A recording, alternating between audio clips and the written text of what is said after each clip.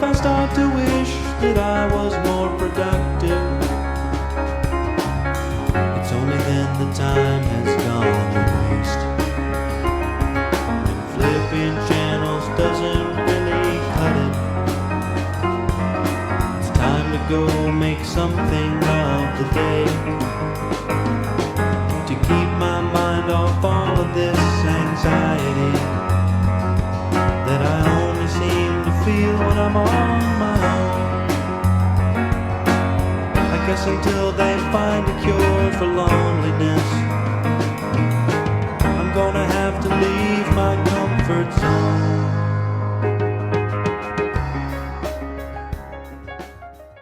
Okay, actually, wait. 3, 2, 1. Is that our first 3-person sync clap that we've done? I think so. Yeah. Everyone else, we just kind of don't mention it. I think. Yeah. I just want to preface this, Brian. I know. I might have initially mentioned it as a podcast, but we don't generally like post these anywhere. We talking about actually posting this one, in full or maybe like slightly edited. Okay. Just as kind of a because we posted like bits and pieces. Like we do a series called WikiHow where we like read through like WikiHow articles. Right. And all that stuff, which is fun. But generally, like, we're too unorganized to like post entire things. But we figured this is cool. We actually have like an interesting guest. And, the first big star we have on here. Oh, here's the thing. I hope that you might be overselling me. Oh well. I felt bad because when you said you wanted to shout out your album, I was like, well, I hope you know like there's nobody listens. You're be calling into the void. You really, never know though. You never know. Yeah. If you hype it, people will listen. Yeah. Anything we do post on YouTube or anything, we'll make sure we pull a shout And in I'll there. try to spread it around, but I don't reach that many people personally either. I mean, yeah. Well, so just to introduce you to anybody that I guess could be listening ostensibly. Have we started? Yeah. Oh, sure. right. I mean, Hey. We're on now. We're live. Yeah. We don't have like an intro. Like our intro is basically we like just start talking. Usually our our intro intro is like is the sync clap, basically. Yeah. Oh, we started yeah, since the clap? Oh, shit. Yeah. No, usually our intro is just like, hey, can you hear me? That's great. The And it's like, echo wait. sometimes. Yeah. It's like, wait, you're cutting out. All right. No, I love that. Yeah. Oh, should yeah, I put so- headphones in so that the my voice memos isn't picking up the computer audio? Oh yeah, I guess so. Yeah, it's probably a good idea. I don't Yeah. hear any echo, but yeah, just in case. You know, it's definitely. Let me find some headphones. This is gonna take me a minute. All right, hey, take your time. Alright, yeah. I found them in a drawer, tangled up with in a whole nother pair.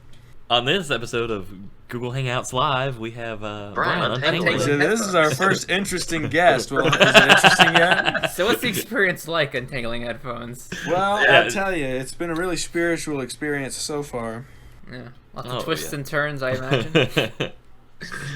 Oh man. Yeah, well, this is great. You know, we've never had somebody. You know, just Untangle picture headphones live. picture this at home, folks. Somebody's untangling headphones right now. Right. Sorry, to my introduction.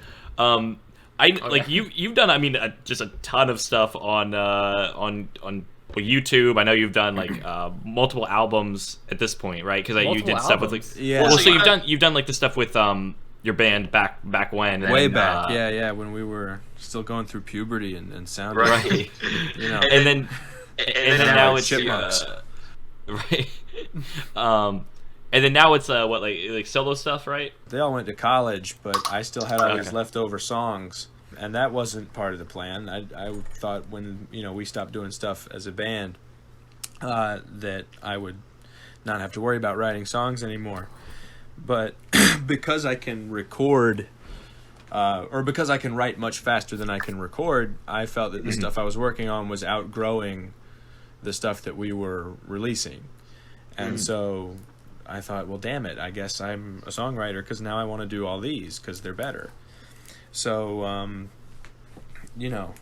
because recording is quite honestly sort of a pain in the ass. Like when you don't have like a studio or a label or anything, and you're just kind of, making like a homemade kind of album, and you're trying to make it not sound like that.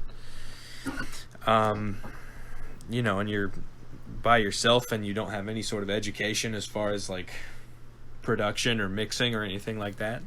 It's a challenge. Yeah, I was actually going to ask you because I thought the music, the new I stuff did it. sounded pretty.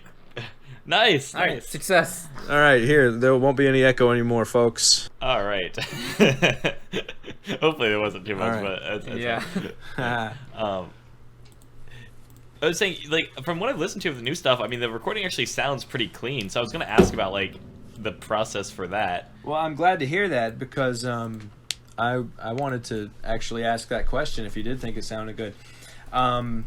There were a handful of songs that I was able to get just using, you know, the newer version, I think, of GarageBand. Okay. Excuse me. I was able to get a handful of the songs to a place that I liked sort of on my own. But my buddy Tyler Kless, who was actually in Break Free, that first band, when we were, you know, little chipmunks, he ended up going to college and studying music production and becoming a very talented sound mixer and setting up a little sort of home studio, if you will, in his bedroom. And so we did about half of the songs on his computer because I was just having trouble, you know, in most cases just getting the drums right, but also, you know, the songs as a whole, getting them to where I wanted to be by myself. And he really, you know, with his background in studying this, he's like a professional sound designer now. He's working for Royal Caribbean cruise ships, doing sound for plays and stuff. And so is his brother Colin, who was in Break Free as well, on a different ship. Actually, he's a theater Wow. he's a theater tech. I think he's like the head of his department now, if I'm not mistaken.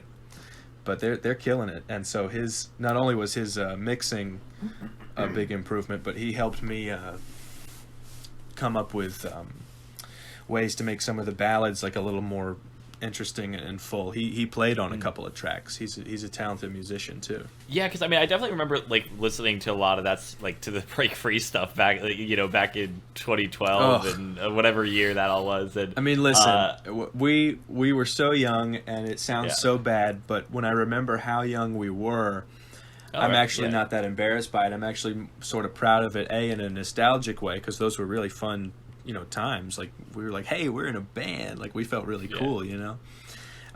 But also, you know, I don't know any other, you know, 13-year-olds who made an album. You guys were 13, So, you made an album? Wow. We were 13 years old. And my drum teacher was a guy named Carl Senderman. I wanted to take drum lessons.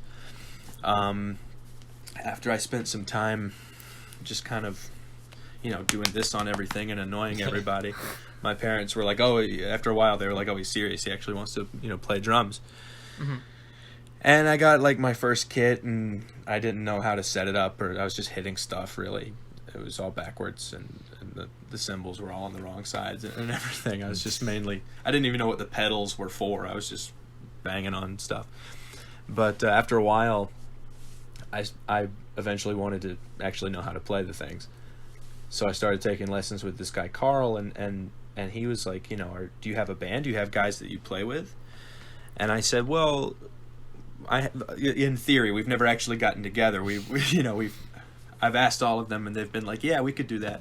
We haven't practiced yet. And he said, well, bring them in, see if they're free in your next drum lesson. And so, you know, I don't know if he knows what he gave us by, you know, doing all that just for the price of a drum lesson, but he ended up being the one to, he had some microphones and some mixing boards in there, and so he actually was the one that recorded and mixed all of those songs when we were like 13 and 14. We didn't know how to do it back then, but we were just lucky to have a guy that was what he did. He had a lot of students our age that he was sort of showing them, you know, how to play with other people. And that's like my favorite thing now. And so, you know, he gave me that. It was really cool. After that first album, when we were like, I think it was 2011, so I was 13, 14, you know, somewhere in there. He ended up moving to Maryland, so everything since then we did on my computer. And if you listen to it in order, you can hear us get better and better at it, because, you know, there's certain songs from like 2014, or like when we finally put out more stuff, that just sound like you're listening to it with like a bucket over your head or something. It's truly awful. I think I'm gonna miss those ones. But again, like I think what you were saying about like when you were, you know, like how young you guys were, like how good of a product it actually was. All pretty things impressive. considered, yeah. I mean, if just as going in blind, you would be like, this sucks. But you know, if you take into account that we were babies, essentially, we were children. Yeah, because I mean, I was pretty cool. You know, yeah, because I mean, in that same time when you were, I mean, maybe 2011, 2012, I think is when I kind of discovered your YouTube channel. Right. And I mean, really the same thing can be said about a lot of your YouTube videos at the time so too, cringy. where it's like, yeah, there might be that little bit of, you know, I mean, obviously, like, you know, you're way younger and all that, man. but I mean, there was still like pretty like quality stuff compared to like a lot of what, you know, people like our age were uploading on YouTube at the time, including myself. I'm glad you say that, because I am always so embarrassed, because it still happens a lot where, you know, when I make new friends, after a little while they go, "Hey, so I found something," and I'm like, "Oh God, Jeez. oh no." And they're like, "Did you made like YouTube videos back in the day?" And I was like, "Yeah, I don't, you know, I did, didn't I?" Like, check the dates. They're from a while ago. This is where the Winston Douglas show was. This room is way different now, but it used to be green, and there was a desk here and everything. Oh yeah, I remember well. Yeah, I mean, for like a, you know, that I'm period leaving of this time place though. We're actually moving. Really? So yeah, this whole set. Yeah, for quote, a unquote. period for a period of time, you were one of the channels that actually followed like you know, very close. Like I mean, it was like you and like Rhett and Link, and you know, like I mean, like these big YouTubers. I was among them for you. Yeah, That's I mean, like 'cause amazing. I think what it was tier, is that yeah. like you were. Yeah, you were a much smaller channel. You know, like you know, Yeah, you had I never don't know, broke 500 subscribers. I never really broke 600 until recently, and I don't even do it anymore. So, and I hit 500 like really early on. So my channel stayed pretty stagnant no matter what I did, and I eventually kind of lost interest in it. I think I saw that as like kind of an inspiration though, because there's not a lot of channels like in that kind of middle ground. Like there's a lot of people that are just like uploading like just absolute like crap every day. Like there's so much like on YouTube. Oh yeah. And then there's all the channels that, you know, if you try to find any new content, you're gonna find all of the big, you know, over 1 million subscribers or at least over 100,000. It's so hard to find that like middle ground of like people that are making good stuff, or at least, you know, again, relatively good. You know, that are making relatively good stuff. That's not, you know, already overexposed. People that you can actually like contact and like collaborate with, as I ended up doing. Well, it's interesting that you call it a middle ground, because to most people, you know, a guy with 600 subscribers is nobody. But have you ever been on stage in front of 600 people and you're the only one talking and you have all of their attention? Like 600 is, I mean, you know, you piss your pants. It's a lot of people. So, you know, I think I sort of brush it off, like I never, you know, the YouTube channel never really went anywhere.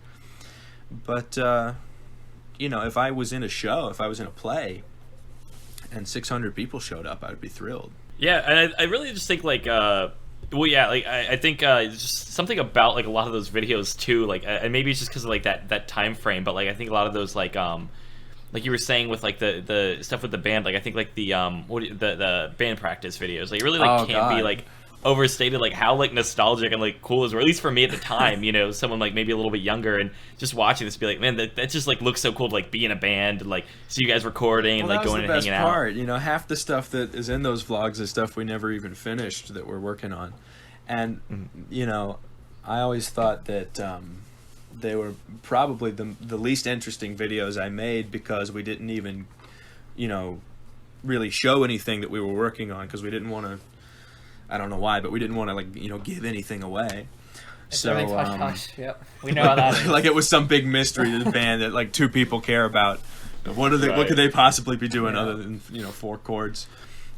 But it was. But we kept it secret. So all the band practice vlogs and things like that are just the stuff like that was in between recording, just us goofing off. But it's so, you know.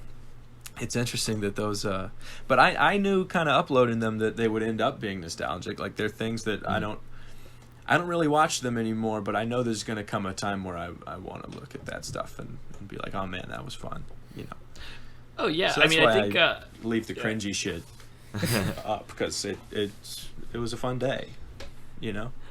Oh yeah, and that's like a lot of like what Michael and I kind of do is like make stuff that we'll like just look back on. I mean, that's why we kind of started doing this like hangouts like stuff. Like we don't always post these, but we know like for us, we can always look back on it. It's like a time capsule of that part of our lives. Like we kind of have. I mean, by no means like quote book. I did for a while. I have a quote book in my phone. I had this job over Christmas, and you know the people I was getting to know, they had these. They would write down like funny things that people said in their phone, and I started doing it because what it does is it reminds you of when somebody made you laugh. So not only is it funny, but it's like funny all over again in a way, in a nostalgic way, like you were saying. That's crazy that you mentioned that because I don't know anybody. I mean, I know like one other guy, like in you know one of my friends that does it, but I always thought it was like just us, like because I used to do it if I was doing certain events, like I would do like kind of like you were saying, like where when you're meeting like, or you know hang out like a certain group of people, like I would do like this like work camp thing where in the summer I would go and you know you get like volunteer hours and you go and work on houses and all that, and then at night you go and you're all hanging out with you know just your friends, you're just all you know together in a school, you know just nothing to do except you just entertain each other and come up with all this crazy stuff to do. So I would bring in a notebook and like the whole entire time I'd like be pulling it out and writing stuff on it. Yeah, and I'm not friends with people who aren't funny. I really can't think of anybody I get along with that doesn't make me laugh at least sometimes. That makes sense. Yeah, it's sort of true for me. I mean, like, I think most of my friends like we can make each other laugh like pretty easily. Well, that's what attracts me to a person. Mm-hmm. I mean, if somebody, that's what makes me want to hang out with a person a second time is if oh man, they've said something really funny that day. Like, you know, they were cool, but you know, and most people are funny, so that's not even that exclusive. I think I can get along with pretty much anybody. It's not like I'm you can't be friends with me. You're not. You have to be at least as funny. You're not funny like us. You put a chair down. All right, make me laugh. Auditions, auditioning friends. But sorry, what were you saying? I don't remember. Well, no, just about the quote book. I just think that's crazy. Cause, right. I used to. I mean, I needed to get back to doing that because I would just do it for specific events. Like I didn't like keep one like just during the year, which I really should do. But yeah, like looking back on those and like there would be like so many little things that you just forgot about. Like so many things that were like inside jokes for a short time, or just so many things where it's like that is like wild that even happened. Like sometimes not even just like quotes, but I just write down like crazy stuff that happened that like. And because you write them down, you remember them better. Like there's some that I still reference, and I don't, you know, you don't forget that day. It's well, and that's the reason I'm so obsessed with like, you know, and this is a, you know, great segue here. That's the reason I'm so obsessed with recording music, even though I know nobody's buying it, nobody's listening. But, you know, I know that I don't want the stuff I come up with to go away, whether it's a joke or a song or a video. And by the way, I still have video ideas. It's not like my YouTube channel is gone. I'm just focused more on other stuff, and I hardly ever, you know, have the time. But like my buddy Matt and I, who you know, is in, I think, most of my best or my funniest videos that like still hold up when I look back. Like, hey, this one's still funny. Like the hot tub one, I think was. Then that one. Okay, yeah, I was trying to watch that one today. Yeah, that one was like shared around like his frat and stuff. That one got a couple thousand views, and I think it's still getting more, and we still laugh at it. And he and I still, like I was saying, he and I still have some sketch ideas that we're going to get around to one of these days. So the YouTube channel is not going anywhere. It's just not what I want to be anymore. When I was, you know, 15, I thought I want to be a YouTuber. I want to be like Red and Link and Jack's Films and ERB and all those guys. Yep. And by the way, ERB is back with a vengeance. They just premiered. Really? They came back. They took like 2 years off, and like. What was it? Wait, Epic Rap Battles? Epic Rap Battles. Oh, they took a year off? Oh. They took a couple years off. They were gone for a long time. And people weren't even sure if they were going to come back. But they just, on 420, they just dropped a new one. And it was as good as it ever was. I love those guys.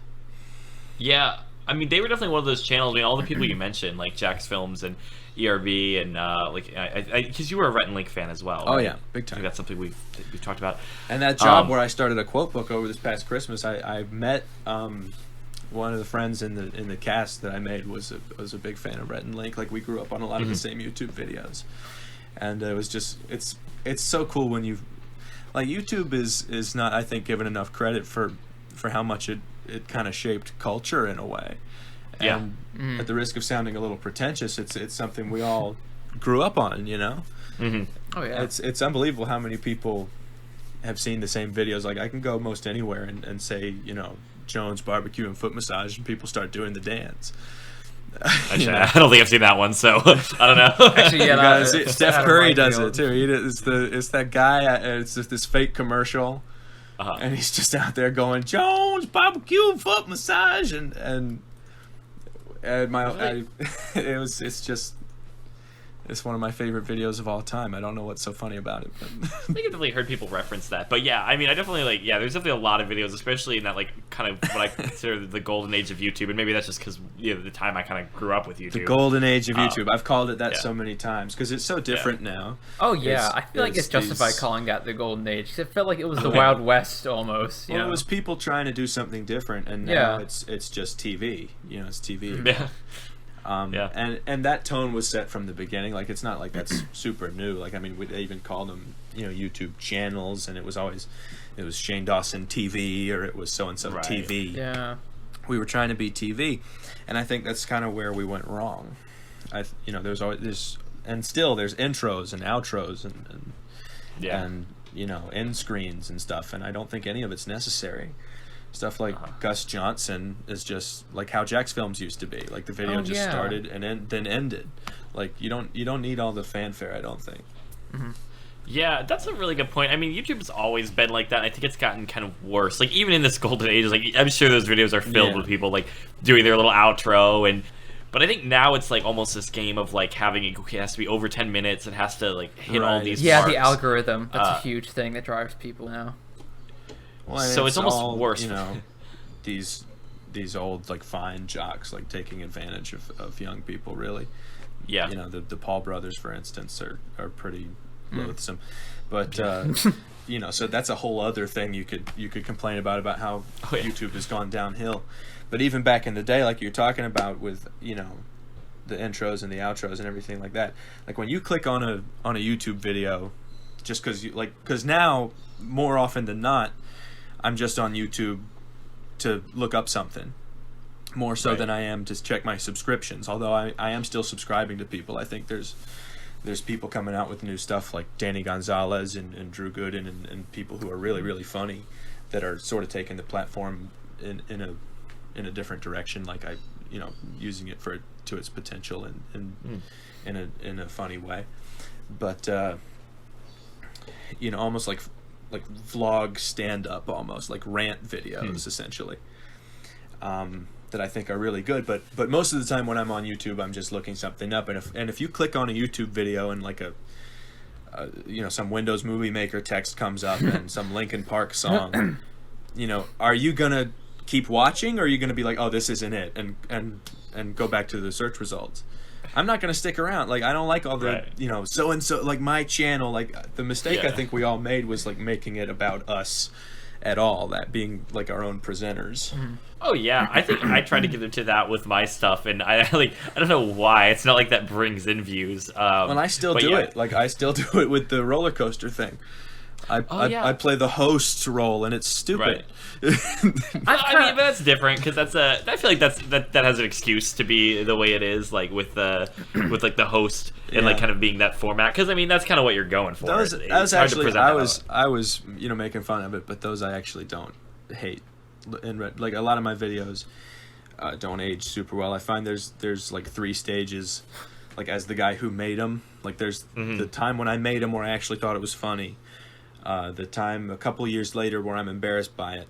But then when you get through that, and it's only happening now with like my very, very earliest videos, like when we were 10, like really young, where they come back around as fun again because enough time has passed. Enough time has passed. You're different enough. You're older enough. You can't be embarrassed by it. You're not even the same guy. But like, when you're 13, you're embarrassed by videos of you when you were 10 because that was only 3 years ago. Right, you know, but now I see a video of me as 10 and I go, oh, that was fun. Like, we were adorable. No, that's like actually a really good point about that, because like we've definitely experienced that too with stuff where it's like you go through that phase for like a while. Like so like a similar thing, it was something we tried to do in like 2010 is like we like wrote some songs, like some like rap songs or whatever that we never like recorded, because like, you know, we're not Like, we thank have God we no never musical recorded talent it or at anything like least. that. Yeah. You say that, that's- but you know, but then like a couple years that later, sounds like a closed mind. Yeah, I mean, it definitely I would mean- have been funnier if we had recorded it, and then now we found it again. That's for sure. But I mean, I have that misfortune. I can tell you, it wouldn't have been funnier. Documenting everything is new. It's something our parents didn't get to do because they didn't have phones and video cameras and that they could hold in their hand. So, you know, I think why a lot of, and this is at the risk of going off way on like a side tangent here, I think it's part of why so many people now are anxious and insecure, myself included, because we can see every stupid thing we've ever done and go, oh, I'm still that guy. Like I'm not a different person in a literal sense. Like and then you hate yourself, you know? Yeah. Whereas older generations don't have to look back on all that stuff anymore. Yeah, it's just like photo albums. It's like, oh. Yeah, but what were you gonna that's say? a goofy photo. I feel like I'm Oh, interrupting a lot. That's No, you're annoying. fine. No, you're fine. I mean, by all means, you're the guest, so I'm trying not to, like... The only reason that if I do sound like I'm cutting you off is just because, like... No, I was worried I was lag. cutting you off. Yeah, there's, like, a little bit of lag with Hangout sometimes. Don't worry so, about like, it. sometimes I'll start talking. I was worried the opposite. I thought I was stepping on your toes. No. But what I was saying about that is, like, a couple years afterwards, we, like, found these, like, songs, and we recorded, like, a little thing of us, like, reading them and everything, and they were really funny, especially when we were going over, like, Michael's stuff, because it wasn't mine, Right. because we each had written some, we were, like, reading through those, but, like, I know when we got to mine, like, what's funny is, like, when we, like, I was like so like you could just tell like just from listening back to the recordings of it like to listen to it. Like I was just like so like I could not like at first I was like, oh yeah, let's see, this will be fun to like riff on these old things, but like I couldn't handle like the cringe of just like hear myself from just a couple years ago. When one of my parents wants to pull up something I did forever ago. Like, oh, check out this thing. It was so funny, and I'm like, no, there's stuff that's actually funny. Why don't you pick that? They pick strange ones to show people. Yeah, it's just that you need that like extra little bit of time. Like I feel like now if I went back and did that, it's like yeah, it'd be fine because that's now from like 10 years ago almost, or 8-9 years ago, whatever. Rather than something that would just happen like a couple years ago, where it's like I'm not a different enough person. So I definitely really and everybody goes through that, which is something that I also have to remind myself.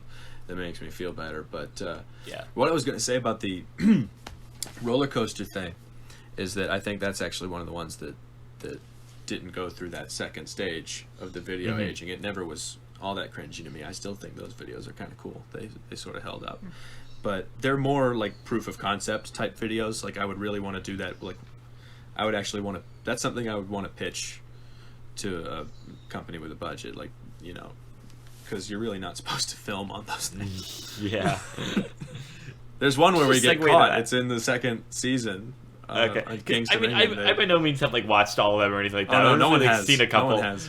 Yeah. Which I honestly I should because I did enjoy the ones that or the parts that I did see, but not everybody's into roller coasters like Anne. It's sort of a Right. niche like enthusiast like culture. Well, part of the appeal to me is that one of the places you go to is King's Dominion, which is like 40 minutes from my house. So like that's actually kind of interesting thing. Yeah. Yes, My home park is Carowinds, and that's where the Christmas job that I mentioned was that acting job I had over the holidays. Okay. I was my first like paid like acting thing. That was like my first professional job. So that was an exciting thing that happened last year. But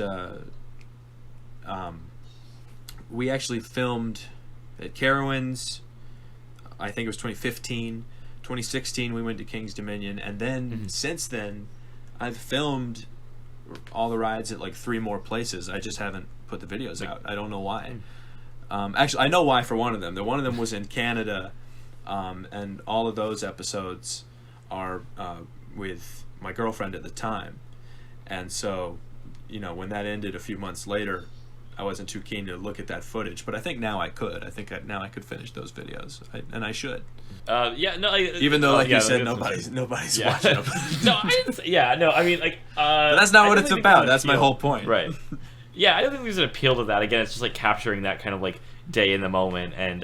right. And that's just, like, a cool thing in itself. And just, like, the idea is really cool, because like you said, you're really not supposed to record on them, so seeing somebody, like, do that... I mean, we had to be kind of sneaky about it. And, now that I work for theme parks, I don't want to... jeopardize that.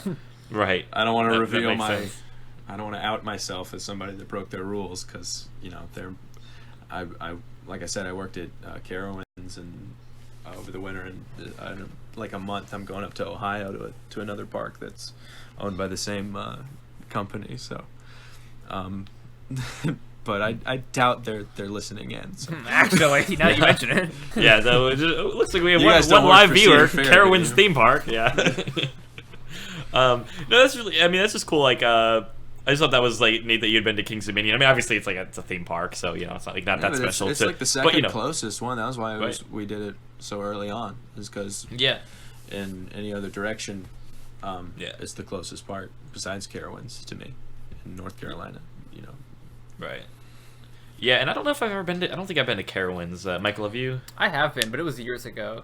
So I think Was I it don't know when if they I've gone twice. had Fury, the huge one? What Or was that it one? before that? It's what like one of was the it? biggest in the world. It's like 325 feet tall. It's like the 5th or 6th biggest one ever. It might have and- been before, because I don't remember. I think I was definitely pretty Right. young when I went. Then My probably family's been not, to theme parks that because often. Carowinds was a pretty small park before that ride. Actually, that ride kind of put Carowinds on the map as like a real spot for roller coaster people.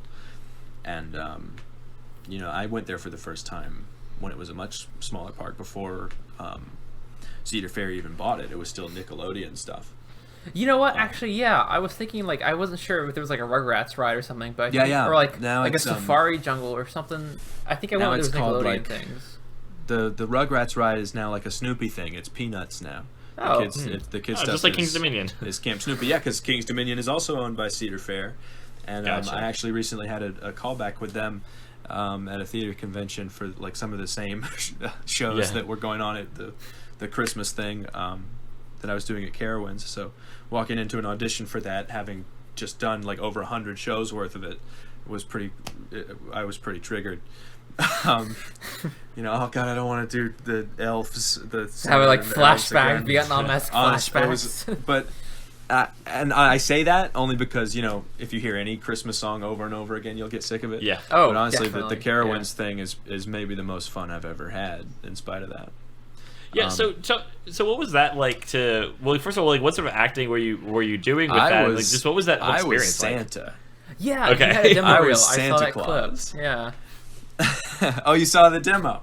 That's Yeah, I cool. watched the demo reel. Yeah, I was really impressed That's- because I didn't know what you did. So JP sent me to your channel, and I saw the demo reel. I was like, wow, this guy is singing and acting. He's like in plays. Like that's crazy. Yeah, I think we actually got scared. Like, oh wait, this guy's actually talented. What is Yeah. What? Why are we doing having him here? on again? But even God. even when I was He's got on upstages. YouTube, even when I was doing YouTube stuff, theater was the main thing. But, Yeah. Carowinds was the first thing I did that wasn't like community theater, and that demo looks pretty legit because the Paramount Theater in Burlington, where I did a lot of those shows, is a pretty nice theater. It's a pretty small house, but it's nice. It's big enough, Right. and like it has like an orchestra pit and a balcony and stuff like that. But none of those things were like paying gigs. That was all just doing theater.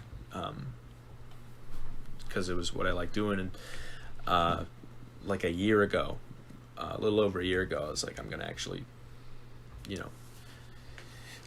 I started to feel, and I mean no disrespect by this at all. I think community theater is one of the most, important institutions in the country, and it should get all the funding, all the government funding that we can possibly give schools for it.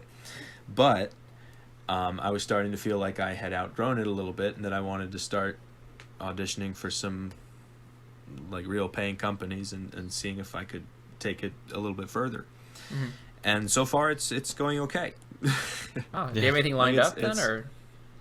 Yeah, like I was talking about, I'm going to Ohio to another theme park, Cedar Point, and roller coaster people, the type of people who my little show was kind of geared at, like roller coaster enthusiasts. They'll tell you that Cedar Point has like the best roller coasters anywhere. So I'm going to be playing actually as a drummer in one of the restaurant bands that's like a vocal quartet. We're all going to be singing and playing like 50s, like Johnny Cash type music. I think I can talk about it because they've announced like the new restaurant. It's one of the new shows. Got an exclusive story here on Hangouts. All right. Right, but they like no one's listening. they've already started building buzz about like the new restaurant and the new show. So I think I can. All right. No NDAs here. All right. Right. There's stuff they've told me that I can't say that that makes me feel kind of cool. Yeah. But no, it's a thing that's going to be called the Backbeat Quartet, and it's a 4-piece band, and we're going to be doing like Carl Perkins and Johnny Cash type stuff. I don't know what songs yet, but I leave for there in like a little over, like it's like 2.5 weeks. I go up there in like mid-May, and I can't wait because it's the best roller coasters ever, and obviously I'm a roller coaster dork, and I get a day off every week to just, and I'll be living at the park, so I can just go in. It was pretty cool, like to go through the like employee gates, like at Carowinds and stuff. I was like, this is weird going in through the back. Like, it was cool. Yeah, I thought that'd be kind of cool to like work at like do some kind of job like that. I mean, obviously, like I've never like pursued like acting or anything, but there's I tons was like of jobs. Like, There's people that walk around in like the mascot like costumes. yeah. There's ride ops. There's like merch. Yeah. There's all kinds of, and you all just like scan in and then walk through the back of the park, and then you like come out behind this little weird like angled fence that's set up in such a way that people don't notice it, but really there's nothing stopping anybody from just going through. It's just in the park, and then it just lets out and you're in Carowinds, and it's like, cool, I work here, like this is neat. I'm walking to my job right now, and they were building a new roller coaster that's since been opened. It opened this season, and so I was watching that get built on my way to the kids section every day where we were doing the Santa thing, the elf musical. Tinker's Toy Factory. Oh wow. Yeah. Just a little survey here. How well elf can you guys who can't find his Christmas spirit. Yeah, with the meter, they're trying to measure a spirit, right? Oh yeah, you watched the demo. It's on. Yeah. That's right. Oh yeah. That was my roommate, Seth, who played Tinker. Really? He was great. Yeah, one night he got sick and I had to sing his song, and that's actually the whole reason the demo exists, because Ryan, our boss, the entertainment manager, that night when that had happened and everybody was like freaking out backstage because a lot of last minute changes had to be made when your lead gets sick, and so I ended up singing his little song at one part, and Ryan like called me on the phone afterwards and he was like, do you have a demo? And I was like, I don't. That's on my to-do list. He was like, okay, well, make one and send it to me because I want to show it to some people. And I was like, oh shit, I need a demo reel, like like this is bad. I'm like the only person in show business with like, nothing. Because I didn't go to school. I didn't go to like college for theater or anything like that. So I don't have like a lot of the. You dust off the Winston Douglas show and just like here's my reel. Here's me. It's all good, that's why I'm a reel. Doing it's all Lord knows perfect, what. so just take your pick. Yeah, like I don't need to do any editing for this.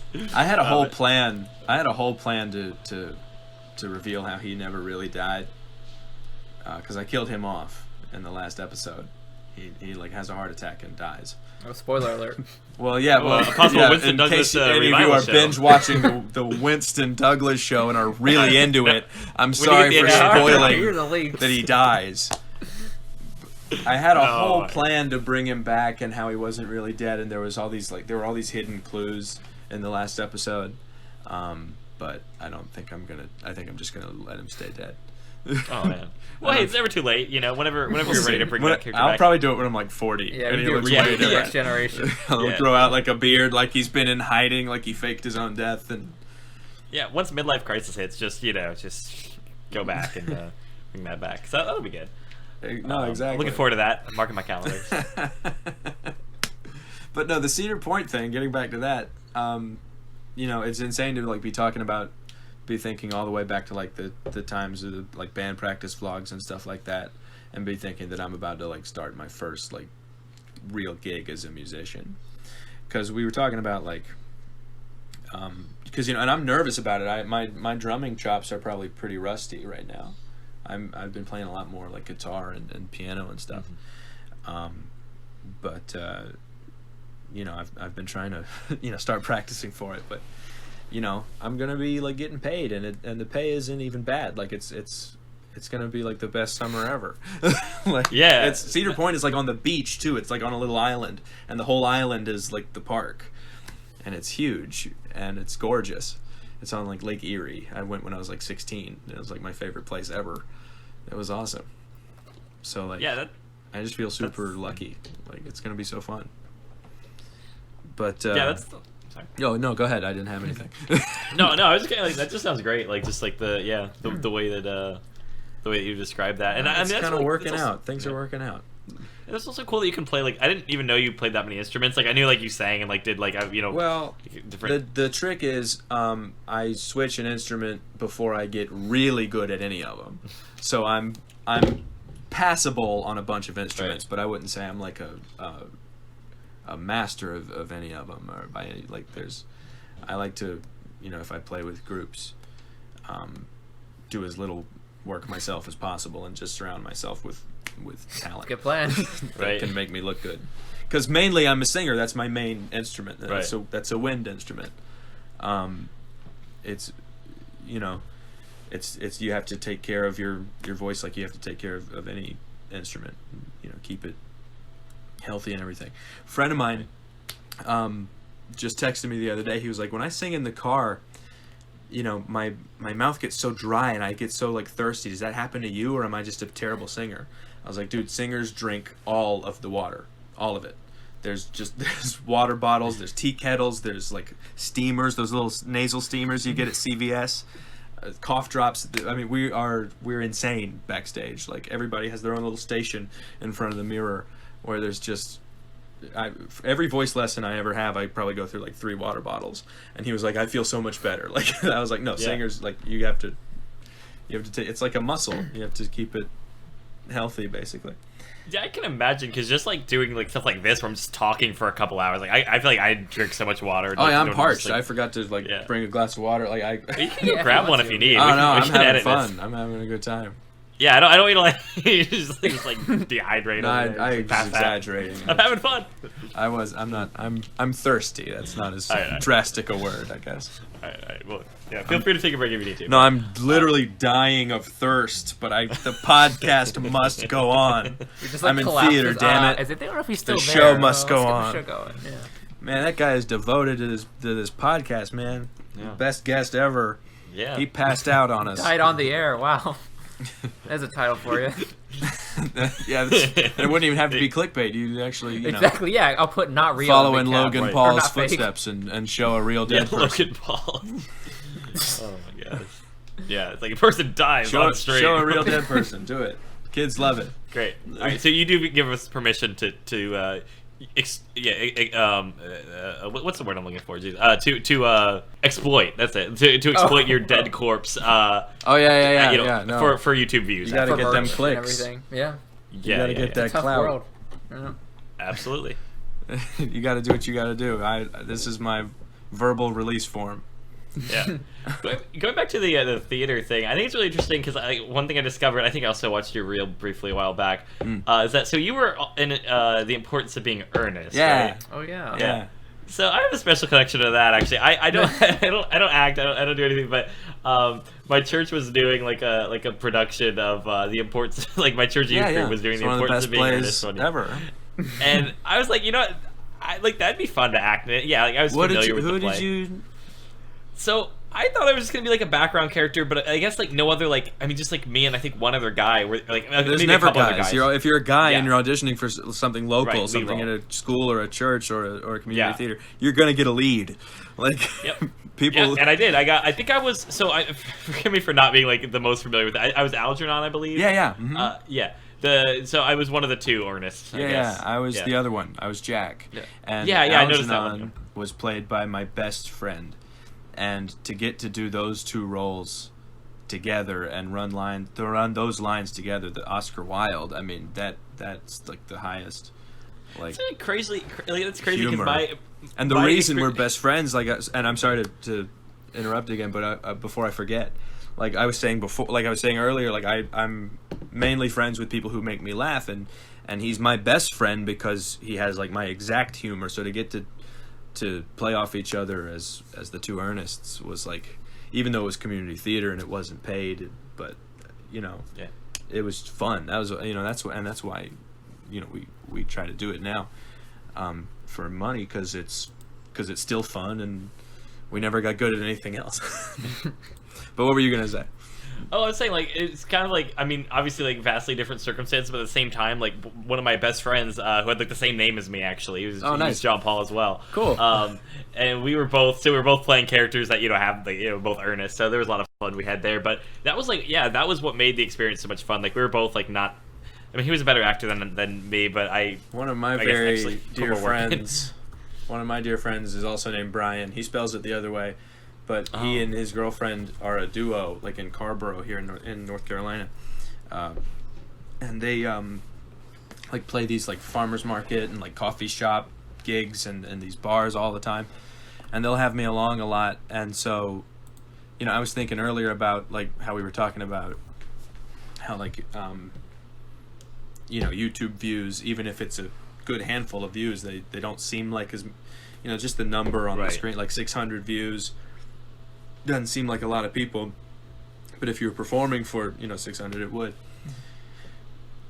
I played with them on I think it was on Tuesday night. I played this bar at UNC with them, and we maybe played to like, I don't know, 13 people, and that was awesome. Like, it went really well. So that was just another thing on that point. Sorry, I got distracted, but I just thought of that. Fine. Man, that was like a really fun play to like just like it's so funny. It's so fun. Every word is genius. Yeah, we ended up having to do like a little ad lib and stuff like that. I mean, the roughest scene was like the part where we're like eating all the like the muffins or whatever. I think it was my character. Yeah, you have to stuff your face with muffins and still get your lines out. And one of the biggest laughs we ever got was when he had no other choice but to talk with his mouth full.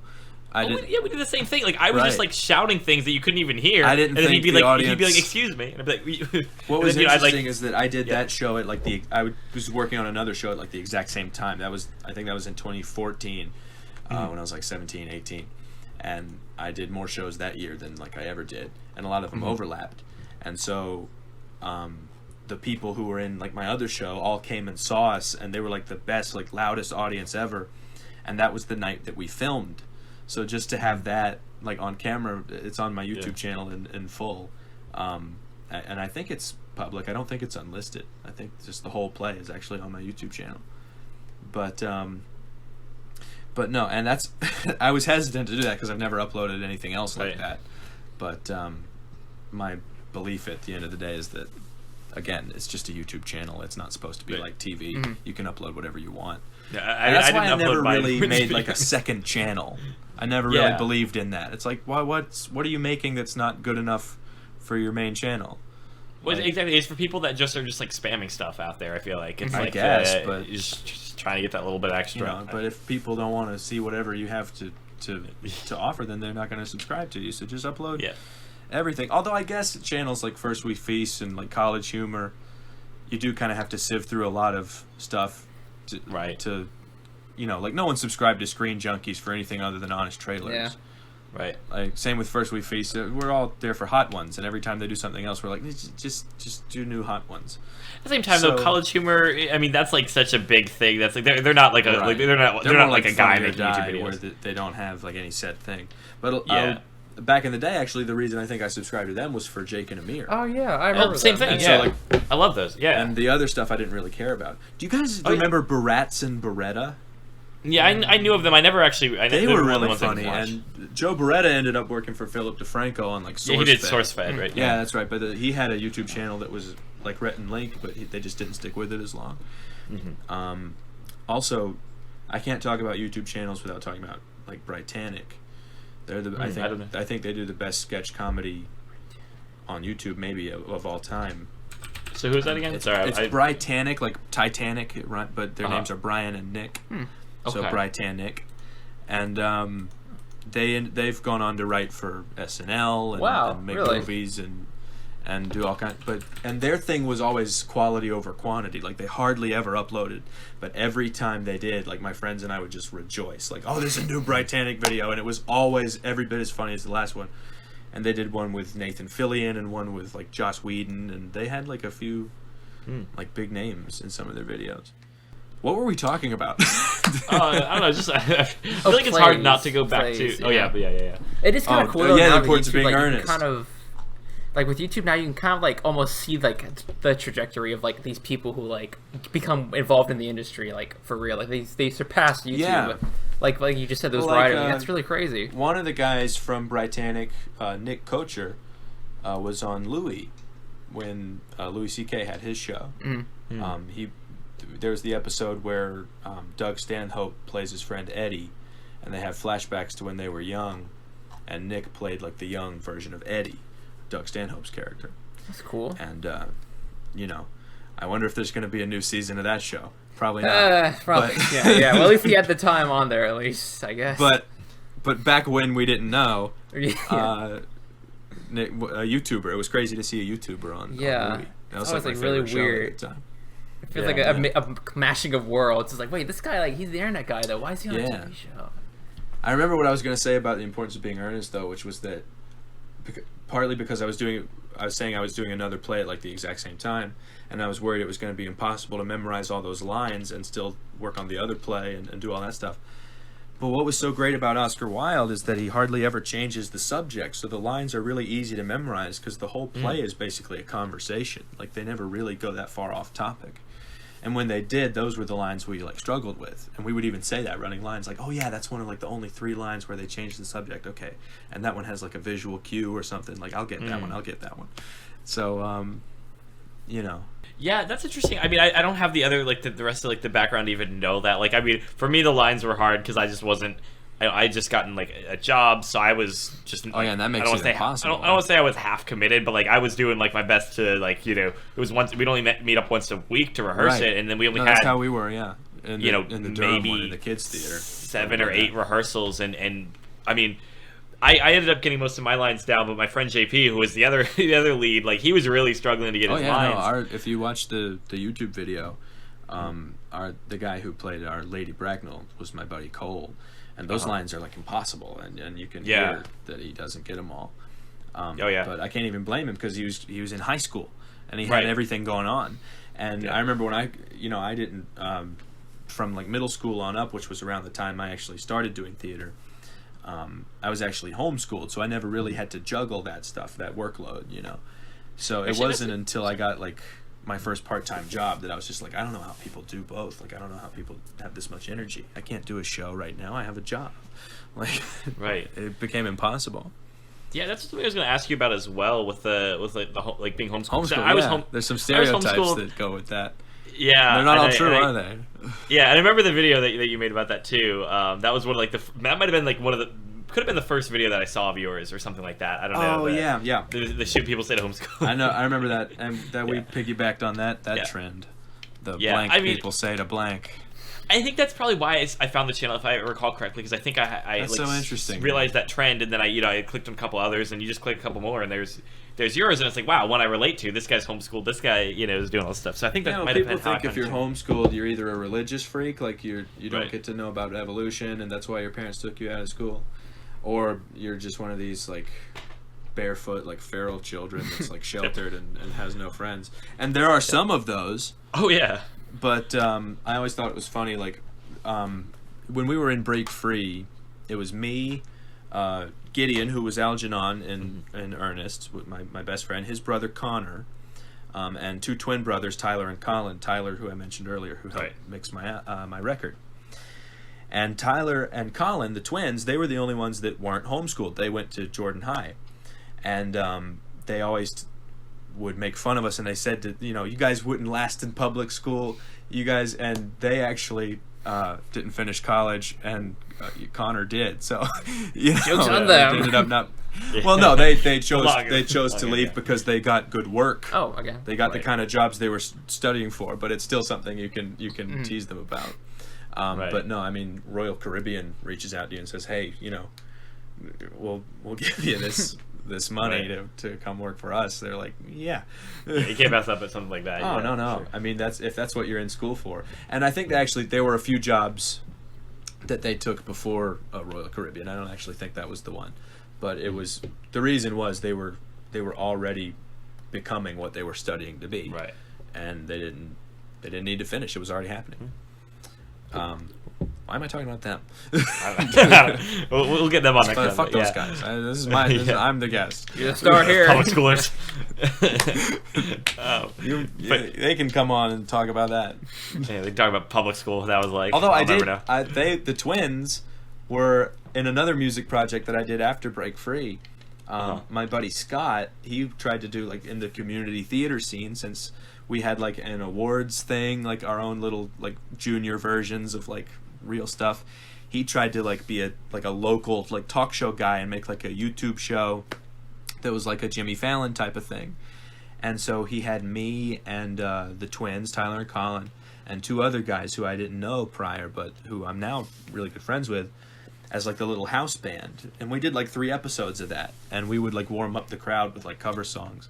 And that was like my first time playing with like musicians who were good, and like showing up to practice already knowing the song instead of having to like learn it and like plunk out the chords and everything, but just figuring out like the nuances like from.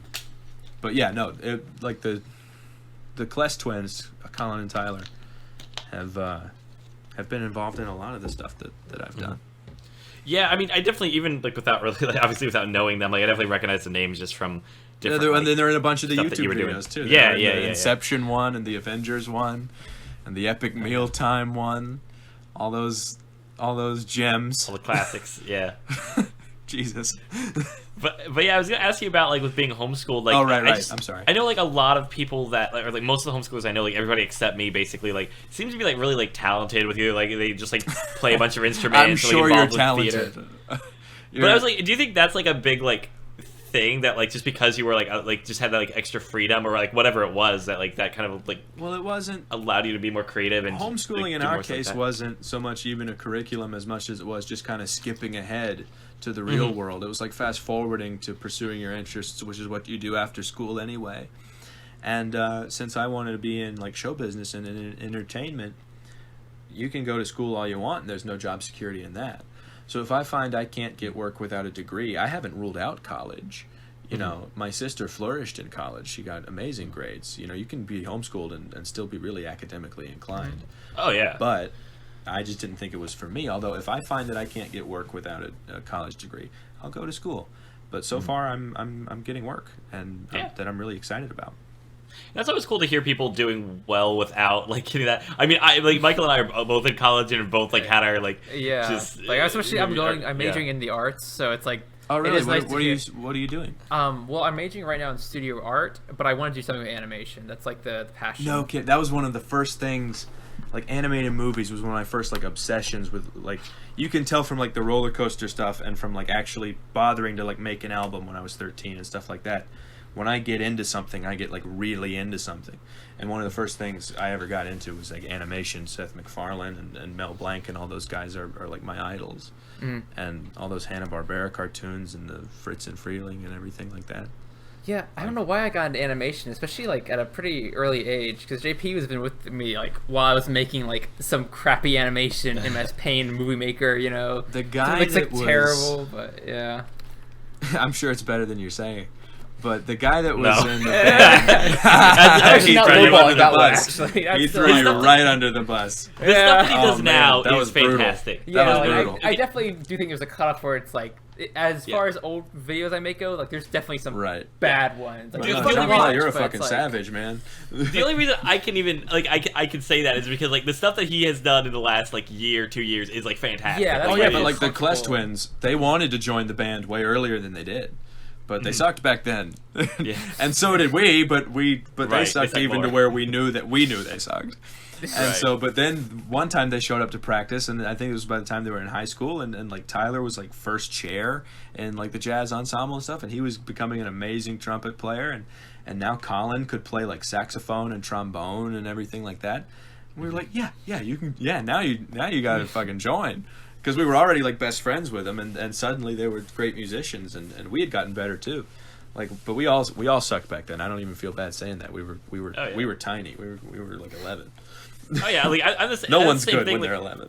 Because like Michael was like he was 2 years older than me, so like the stuff he was making back then, I was always like, wow, like this is so like I was always impressed by it. But then it's like, okay, then you reach a point where it's like, okay, yeah, I can look back on the stuff from like 2008, like again, it's that kind of or well, not, yeah, 2008 was when he started, yeah. That's when I started. And I technically started videos too in 2008, and it's crazy because you can look back on that and it's like, well, yeah, for how old we were, we were trying, we were making stuff. We should definitely not have been allowed to post anything on YouTube. Right, but, that's what I was like. It's sort of tragic that all that stuff is out there. Like, if you ever go back to like your oldest Facebook profile picture, you're like, oh Jesus, remember Picnic, that photo editor thing on Facebook? I remember. Remember Picnic? All those like pencil sketch effect filters and like all those stickers, all those cringy 2009 fedora hat Jason Mraz Facebook pictures.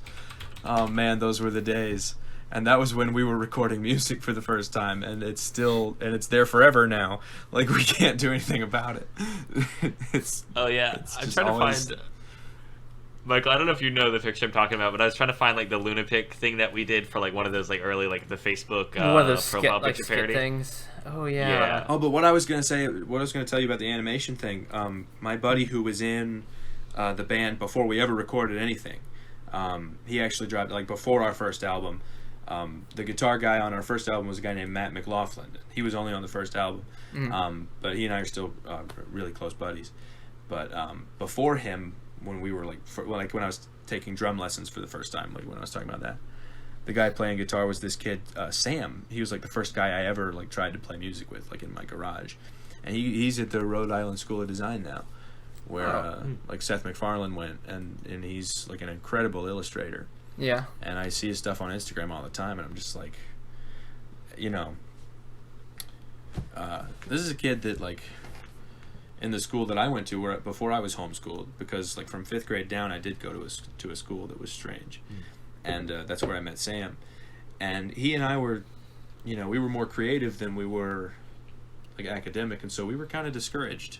People acted like we couldn't pay attention or like we couldn't learn, and the truth was we were just bored. Mm-hmm. Right? I mean, it's just, school. It's just they cover like 3% of what people are interested in, and they act like those are the only 3 things. I mean, I know I'm not the first to say this, but yeah, like lots of the art classes I'm taking right now, like they aren't that interesting to me because like it's just about art in general, not like actual animation.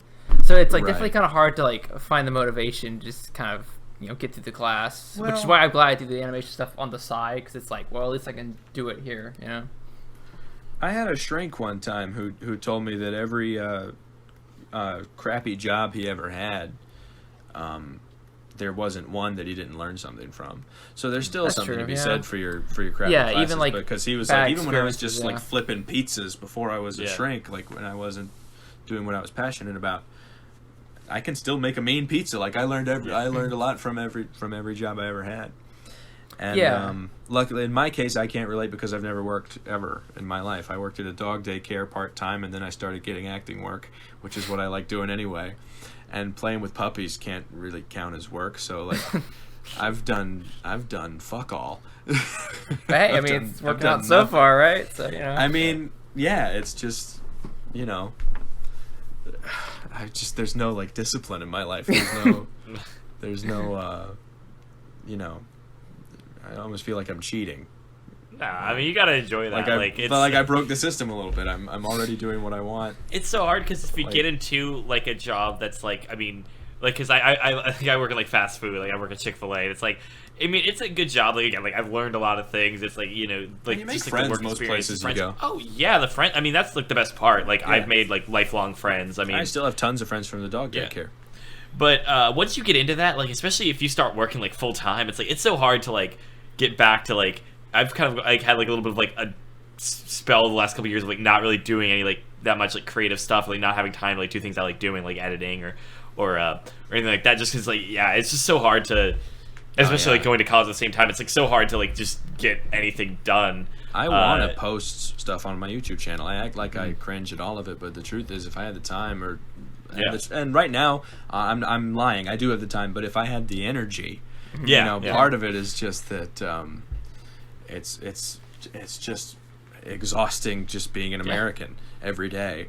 Like, just waking up to more news. You just don't want to do anything. Oh, yeah. We've all gained weight. We've all got some gray hairs from for the last couple years, yeah. From the, no matter what side you're on, the climate is just tense. hearing about it all the time, yeah. Oh yeah, it's just a tense environment right now, and I think everybody's. Yeah. It feels like we did like a little interdimensional jump, like things like feel off, and now all these like conspiracy theories come up, like the Mandela Effect, and people remember, like mass amounts of people like remember stuff all the same way that it never was, like the Berenstain Bears. Yeah, I was about to say, the Berenstain Bears thing. Because like when I first heard about that, it like messed me up. Because it's like, wait. Do you guys want to fill me in on that one? Because honestly, like if just to be completely honest with you, I don't.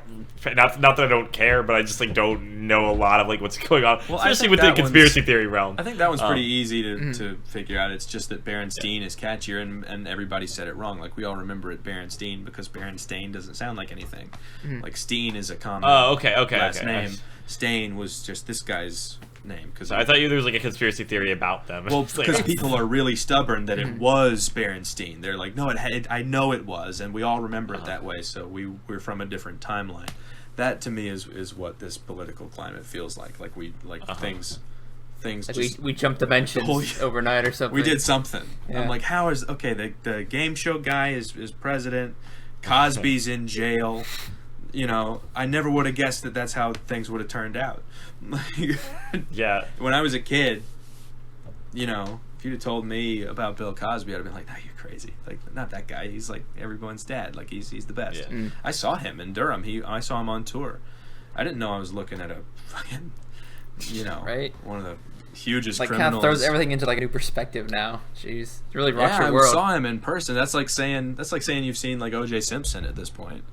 Like it's almost bragging rights. Like, yeah, I saw that like famous.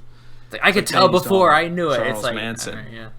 No, I had no idea. He was fun. We were laughing our asses off. He was so funny.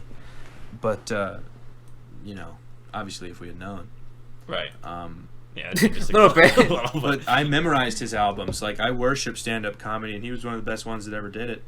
All his albums, Tonsils, that whole Wonderfulness album that's on, the Chicken Heart thing, Revenge. I mean, it's like a masterclass in storytelling, and that was like a big, and the Cosby Show. We had all those DVDs and like, that theme song and that cast and everything.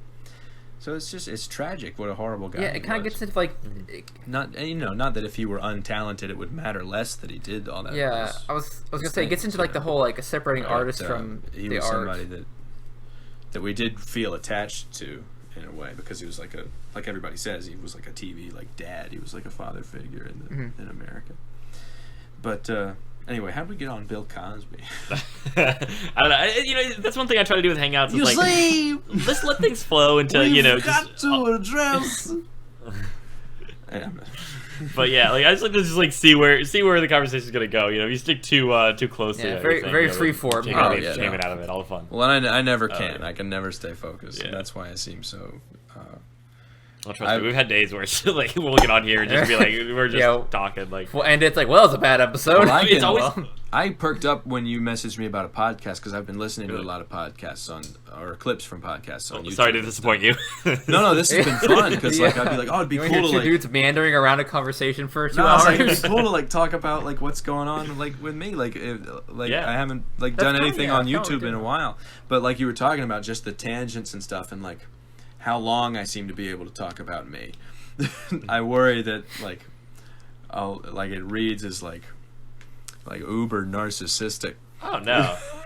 Look, you have a lot to say as a thing. Like, there's a lot of stuff about, what I mean? Like, all the theater, all the there's just different, stuff to catch up on. What's I say your demo reel? It's just, this guy's got a lot to talk about. Yeah, it's just updates on the stuff I've always done since I was a kid. I can't really do it. You throw me in another environment and I'm useless. Like, I don't do anything else well at all.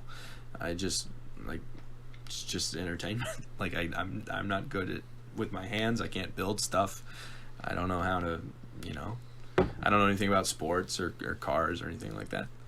Hey, well, so do we. The same as us. And we also don't know. You're in an art school. You get it. Yeah. I did so when I was. Customers at work will like ask me about sports, and I just like I don't watch any. Sorry. Yeah. I mean, I have the teams that I like, but I don't keep up with them. Yeah. Yeah, I was worried when I messaged you. I was like, I don't know if you would actually even like remember, because I mean, it's been a you while. were in the Harry Potter thing. Yeah, that was like the one like line I had. I was like, okay, well, the Harry Potter thing. Surely he remembers that. I just remember being so blown away that I could make a video asking if anybody wanted to be in my video, strangers, and not one but two people got in touch with me. You and the guy who was Dumbledore. I didn't know that guy. Yeah. And all the other people, like my sister was in it, but with the exception of that, all those other guys were YouTubers from different parts of the country that I didn't know. That we connected through a. I got invited to be in this to share a password and do what was called a collab channel, which was started by this guy named Jamie, who I think was from Canada, and we all each had our own day of the week where we would upload a video on the same topic, and it was when people were trying to start the whole collab channel format and see if it worked. And I tried to get into that once. It never really turned into anything, but I was in a couple of them. I think that Jamie guy ended up making us mad, and a bunch of us went and made our own one. But then we realized we were being 13 and dumb and just stopped doing it altogether. And honestly, that's probably the best any collab's ever gone. Honestly, it was nuts to think that there was actually drama in my life over that. These were people in South Dakota and Arizona who I'd only ever seen their faces on YouTube. I've still never met one of them, and we've talked about it. Some of us, some of those guys who were in that Harry Potter thing, that Daz Random guy. He was from the Collab channel, and that Con Slogs TV guy. He hit 1,000 subscribers not long ago. And are they still doing stuff? Yeah, they still do. Or Con still does. Daz doesn't. Daz is a musician now, like me. He does stuff like I do. I think he left the YouTube thing behind. And I'll still get around to making videos, but Daz is like me in that it's not his main thing. That's priority, yeah. No, but no, he a bunch of those guys, they're in Scotland, right? And we talked about meeting. So if we ever actually do, that would be pretty insane. But but no, we should have a cast reunion of everybody, right? Get everybody together, Scotland or something. Idea. I love that idea. All these people that had very little contact with each other. Anyway. There was actually a time and this was when the Collab channel was still a thing, where we wanted to do it. We were we could meet in Chicago, we could meet in the middle, and all our parents were fucking no, what are you, stupid? You're not gonna meet some strange kids from YouTube, buy a plane ticket for no reason to go get murdered somewhere. You're not gonna do that. Fuck no. And in hindsight, I was like, yeah, that was the stupidest thing ever. And I'm sure those guys are great, but I wouldn't let my kid at the time. If I had one. Yeah. I would be no, that's not happening. But yeah, the Harry Potter thing was just such a fun thing, because for me, I had really I had tried to actually get into I think I auditioned to a couple collabs, and eventually I wanted to start my own at some point. Never really got started with that, because I was always trying to work with other YouTubers. There was nobody that I knew in person that I was gonna work with. But then again, finding your channel, and then I don't even know if I really had that many other channels in sort of that middle ground where it's they have some subscribers, right? Right. So I thought that was really cool. When I was oh man, I have the chance to actually be in a bigger project that's actually going to get more views. It's we're talking about punk rock, the underground YouTube scene. Yeah. Granted, I don't think that video got that many views, but I thought it was cool. Man, I'll be in this video that's a bigger project. There'll be other people in it. That's so funny to hear somebody say it was me and my sister with a little camera on a tripod, moving little Lego guys in front of the camera, just in North Carolina in just a small town. It wasn't a project. We had a lamp. That was our light. you know. But for me, it was like you had a script. You had like this is before I like really barely handled things professionally. Look, I think I still have the script saved on my computer in my actually in my archive. There were some funny lines in there. It was just that was my sort of regret with all my videos, is that they were all kind of and I even think I did a video making fun of this called Pointless Video Syndrome, which was a sketch about like people who make videos for no reason. Like if it snows outside, they gotta film that, or if they're on a train. That's an oddly specific one to bring up, actually. You know. Sorry, but I did it because it was snowing out, and I was like, "What do I need to make a video because there's snow outside. I gotta have a video in the snow." You know, so I put on like a coat and a hat, and I went. Michael has a little bit of a story. And I'm like, well, I have no reason to make this video, so I'm just gonna make a video about that. But I mean, that's what it was. At the end of the day. I can relate to that. I didn't spend enough time writing anything. In the case of the Harry Potter thing, I just wanted to do my Dan Radcliffe impression and my Alan Rickman impression. I should have spent, and the things like the Avengers video and the Inception thing. If we had spent time, like actually sit down and writing those, like my friend Matt and I have been, like I said, there's a buddy of mine who he and I still like have video ideas. And we've agreed, like, if we ever do this again, if we ever make more videos, we actually have to, like, sit down and write them and punch them up and hash them out and, like, rework them and not just break the camera out and go, okay, what should we do? As fun as that was as kids, like, now... Oh, yeah, we've done the same thing, for sure. Yeah, we've gone through, like, the same kind of process. We were Phineas and Ferb. We were like, I know what we're going to film today. Like, it was the best. Yeah. But what were you going to... You said you had a thing on... Well, it was just funny that you mentioned that specifically. It's very funny you mentioned like pointless videos and like filming in the snow, because like on one of my older channels, I did exactly that, where I filmed 2 videos, one of like the night it snowed and the next day, like just walking around, like I was like, oh, it snowed, like part 1 and 2, and it's like those pointless meandering videos. So it's funny you went for that example. Like that's like a video like we've talked about multiple times, just because it's like I just think it's so funny now looking back to like a video of like there was like, you know, this was like the one time it snowed in North Carolina or something, you know, I'm sure you remember. I don't know. Yeah, it snows even less now. But when I was a kid, I mean, even older than the Pointless Video Syndrome video, when we were maybe 12 or 13, me and my sister and Gideon, actually I can't remember if my sister was in that one. But we made a video. I think she helped us film it. I don't remember if she was in it. But we forced her to, and I say I forced her to help us. All my friends were just humoring me. None of them really, you know, wanted to do that stuff. So I mean, that's not altogether true. I was actually talking with Gideon about this recently, and he said, no, I was into it. Like, I even came up with videos I wanted to do, like, myself. But then I always figured, well, you know, Brian's, like, the one with the camera, and, like, he's got some subscribers. We may as well just, like, do his thing.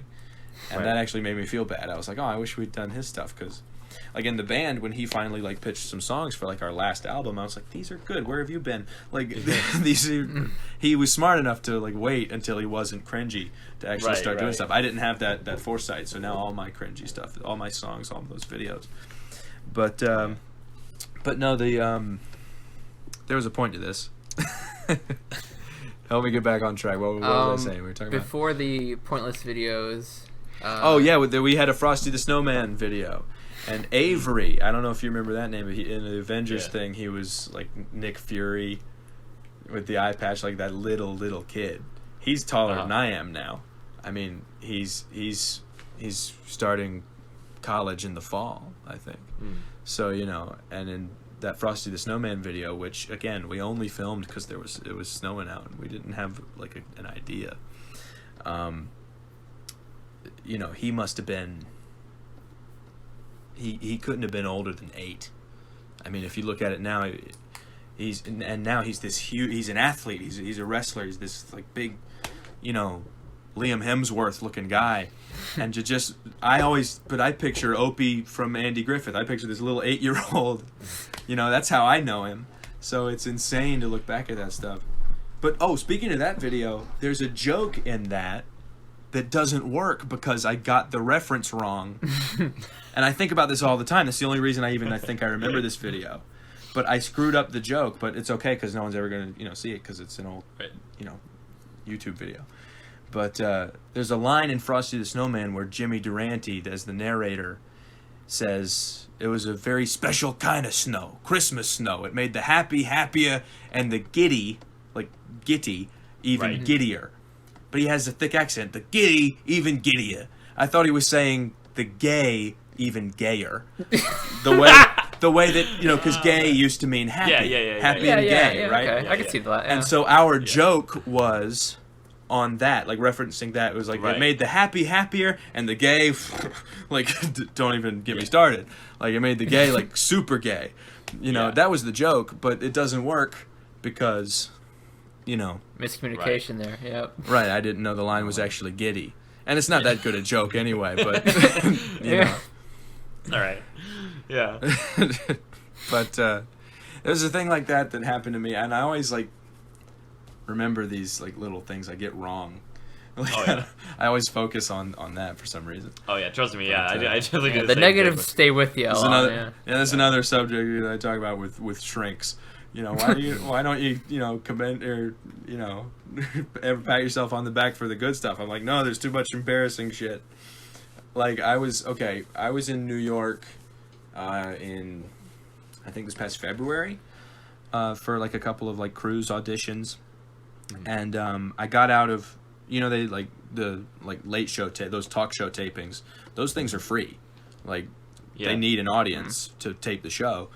So after my audition, like I was like, if I get out of this, because sometimes if you go to an audition, like at Pearl Studios or Ripley Greer, like you're gonna be sitting there all day. One time I was in there from 8 a.m. until like 6:30 in the afternoon. But and I got there like to sign up for the audition like an hour early, and that's how long I was there. And that's what it's like when you're a non-equity actor. That's basically the life, is just sitting around in studios waiting for your turn to sing for 30 seconds and not get the call back.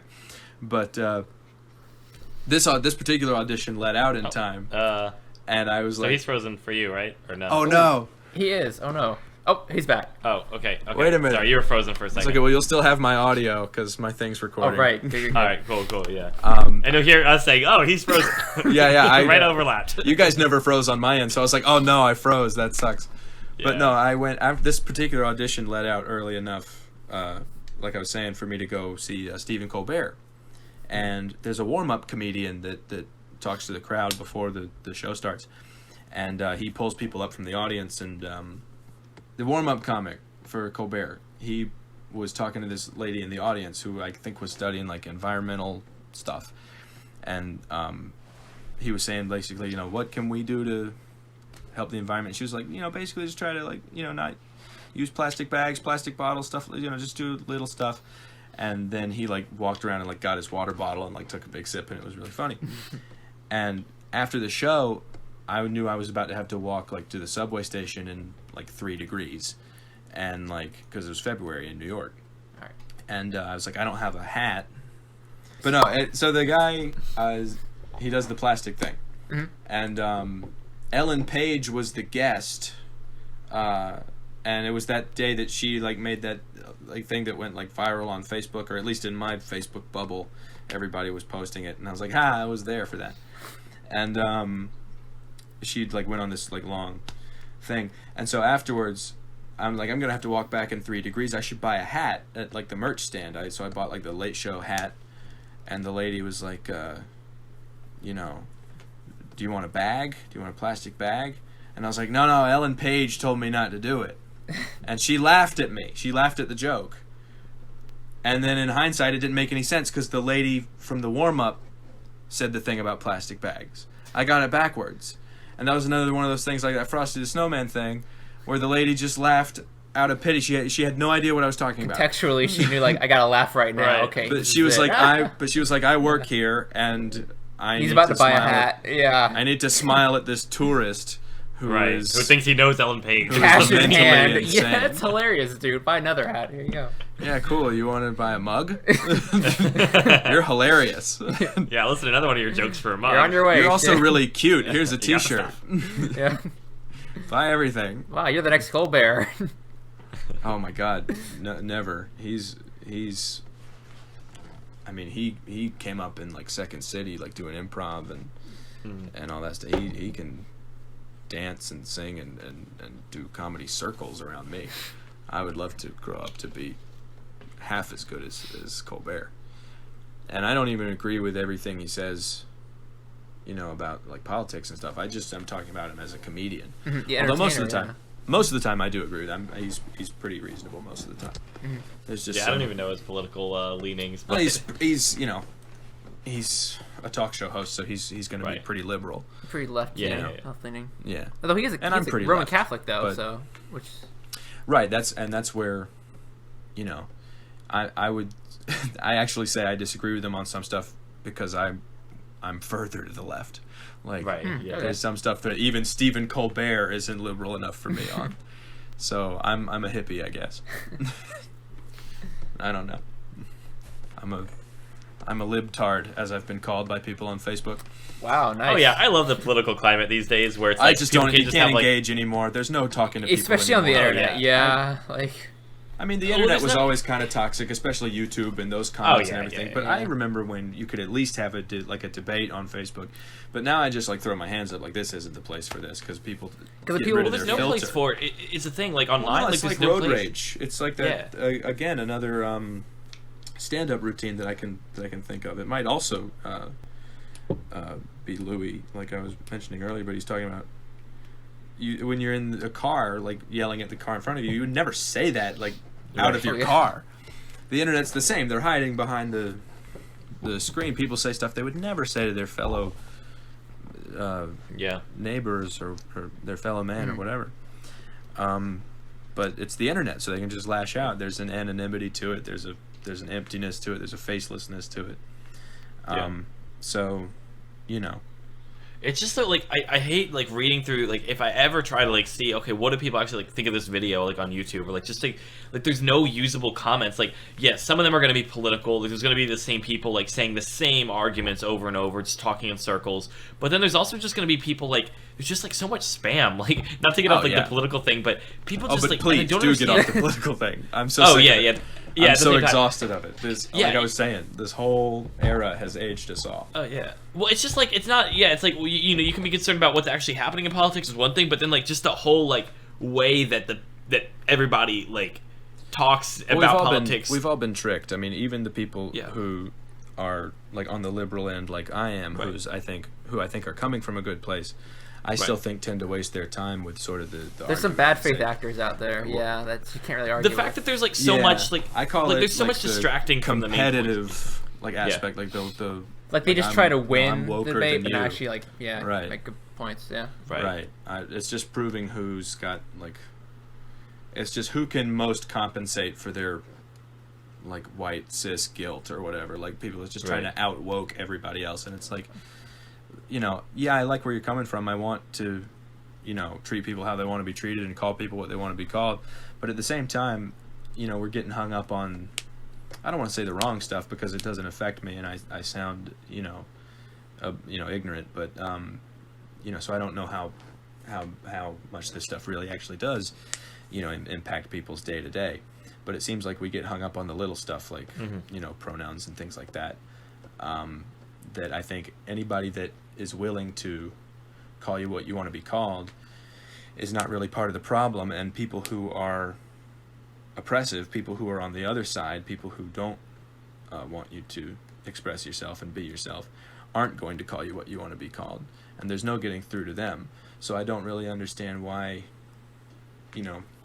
people on the left just kind of spend a lot of their time, I guess, preaching to the choir. I think if they focused on those centrist kind of people, that'd probably be more beneficial. But I tend to think the opposite. I tend to think that there's a certain portion of the Democrats, the more traditional, like corporate Democrats, like the Clintons, who try to cover, because the right has gone so far to the right, like the Trumps and things like that they try to cover that lost ground. Whereas I feel like they should oppose it and meet it with what people would, I think, consider like a radical left. But when people say radical left, they really just mean like free healthcare, which every other country does and is very reasonable to expect. So because it works in those countries, like it actually, we're the only major country that doesn't guarantee healthcare. So instead of focusing on that, these like the centrists say like, hey, undecided voters, you should vote for me because I had the support of like the Bushes, and that's not what liberals want. That's not what the Democrats ended up wanting to go with, as we can see. But I mean, well, I say that, but Hillary Clinton did win the popular vote. We can't forget that. She won by like 4 million. But with the system we've always had, with the with the Electoral College and everything, Trump took it, and Hillary put out that book that was called like What Happened, and I was like, I can tell you what happened. No one likes you. Like you're the only person that could have lost that thing, but we nominated you anyway. Like I mean, I still think like also like on like the Republican end of like nominating Trump, it's like how does that that even such happen? A Like weird, it's like, crazy I because can they tell were you like how I it mean happened. look I can, like I even can tell you exactly how it happened. Right. The media would never shut up about him, and it became a thing of name recognition, and also so it's their fault partially, but I can't help but think that at first. And this is going to sound a little bit out there, but then when you actually hear some of the stuff, it doesn't sound quite as insane. Although I wouldn't say quote me on any of this because I haven't fact-checked any of this stuff. But Clinton and Trump were buddies. Trump was a Democrat, and they went to each other's weddings, and they went to parties with each other, and he raised money for her. I think her 2008 campaign, or maybe it was earlier on when she was doing something else. But they were like related. But he used to be, He used to be more, he used to endorse. He said she was like the best Secretary of State we'd ever had, which is idiotic. It's not true. But he was much more left-leaning guy, and Hillary's not stupid. She knows that her approval ratings are really, really low, and that there's a lot of people on the left who hate her because she's not left enough, and there's a lot of people on the right who hate her because of a bunch of stuff Fox News made up about her. Right. So no one likes her, and she knows that, but she said, hey, I can't help but think, she said, hey, if Trump runs, I'll look pretty good by comparison. And so, she is... funded by a lot of the people that own these media outlets, these CNN and things like that, these major media things. It's all just where the money is, and they said, okay, well, just take Trump seriously, don't treat his nomination like a joke, just talk about him, just put his face, his name on the whole thing, make him all we're talking about, and he'll get that nomination, and Hillary can run against him, and then she'll win. But then something happened. And it caused a lot of Trump's campaign advisors to quit. And you can read the interviews when they asked, why did you step down as Trump's campaign advisor? They all said the same thing. They all said, because he wants it now. Which means he didn't at first. Which makes me think he was doing it for Hillary. Oh. Like as an agreement. But then it toxified it, like it got in there. Right. Like it Right. seemed He like could he could actually, actually do it, yeah. Right. I mean, Yeah. people say it's because, Obama roasted him at the Like that was where it all correspondence dinner, started. and he was like, I'm going to take your job, and that's Right. I'll show you. thing a lot of people pointed out. But I don't think that was, I think there was a more, there was More of a maybe- behind the not like more a of a behind the conspiracy. scenes thing. Not a conspiracy, but but there's no, people talk about like both sides of the aisle. The two parties are not really all that opposed. They're all pretty money driven, and I think they play the parts of Democrats and Republicans pretty well just to keep us arguing and keep us from overthrowing them. Because I think the more we argue amongst ourselves, the more they can kind of screw us over, which is why I don't mind, having friends and people in my life who agree with me on like almost nothing. I don't, like I was saying, I feel like I can get along with anybody. I feel like if I don't, they win in a way. Like if that makes sense. Yeah, I mean that election was definitely like bizarre because It was crazy. It was crazy. I ended up not being able to vote because of like some stupid thing with like the DMV where like I thought I was registered but I wasn't. There was some crazy. I mean, I voted for Hillary, but I had to hold my nose. Yeah. But oh yeah, it was definitely one of those things where it's like if I could have voted, it's like even then it's like should I just vote third party just because it's like I thought about it, but Yeah. it did frustrate me in the end that there was a higher percentage of third party voters than percentage of voters that separated Hillary and Trump. So if a lot of those people had gone with Hillary, then we wouldn't be in this mess. Right. But I guarantee if Hillary was the president right now, we would end up with somebody worse than Trump, because all this stuff is backlash. All this extreme right stuff, it's because there was a black president and people are racist. I mean, every time the Democrats put up somebody, the Republicans counter it with somebody stupider than the last guy. I mean, think about every Republican president since Reagan, Nixon, George H.W., George W. Holy fuck, I didn't think we could get any stupider than that guy. But then Trump, it's like, man, when does it stop? Right. But I do think they all pretty much work together and just play the different roles of party loyalty or whatever, and it's all theatrics. Yeah, because it was crazy. Like, just as like someone that's kind of like either like I would consider myself either moderate or in some cases just uninformed about a lot of political I'm things. unaffiliated. I'm not a registered Democrat by any means. Right. There's a lot of things where it's like, well, I could see that from both sides. Like, I don't know what works best. You'd have to like. There's people that study this. There's people that like. But it was never presented in a way that made any sense. It was like the whole like Well, Hillary that's on purpose. Versus. Yeah. And yeah, exactly. But it's like that's why so many people like Bernie Yeah. Sanders. People ask like, why do you support Bernie Sanders so avidly? And they say because he doesn't talk to us like we're stupid. He doesn't make it like a foreign language, or he doesn't talk down. And some linguists did like a study of like all like in the 2016, not the current election. I say current election. It's next year. We're never not talking about it. But Yeah. Current. That's wild. It's Also. like it's I in forgot over we were a getting into year. that season. Also, like Brian we're was talking first. about it, and it's not even this November. It's next November. Right.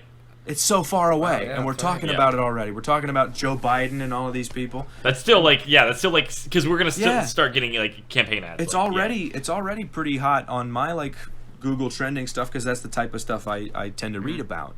But everybody's talking about like the 2020 lineup, and it's like, can we just take a break? Like, I feel like the one lesson that everybody should have learned, and I don't think they did, but I think the lesson everybody should have learned is like vote in the primaries. Like, yeah, I definitely voted in the primaries, and but I was talking about like this linguist person that like broke down like their different speeches, and like Sanders was the candidate in 2016 in that election that spoke at the highest quote unquote like. you were frozen again. I'm sorry. Oh no.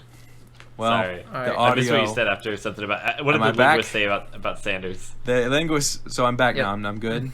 Yeah, you're back. They said he spoke at like the highest grade level, like he spoke at like a high school level, whereas like Hillary spoke at like a middle school level in their speeches, and Trump was like 4th grade or something like that. If you read some of his transcripts, it is really like weird just to like read it. It's like this is His train of thought is all very over the scrambled, place. yeah. He's all over the place.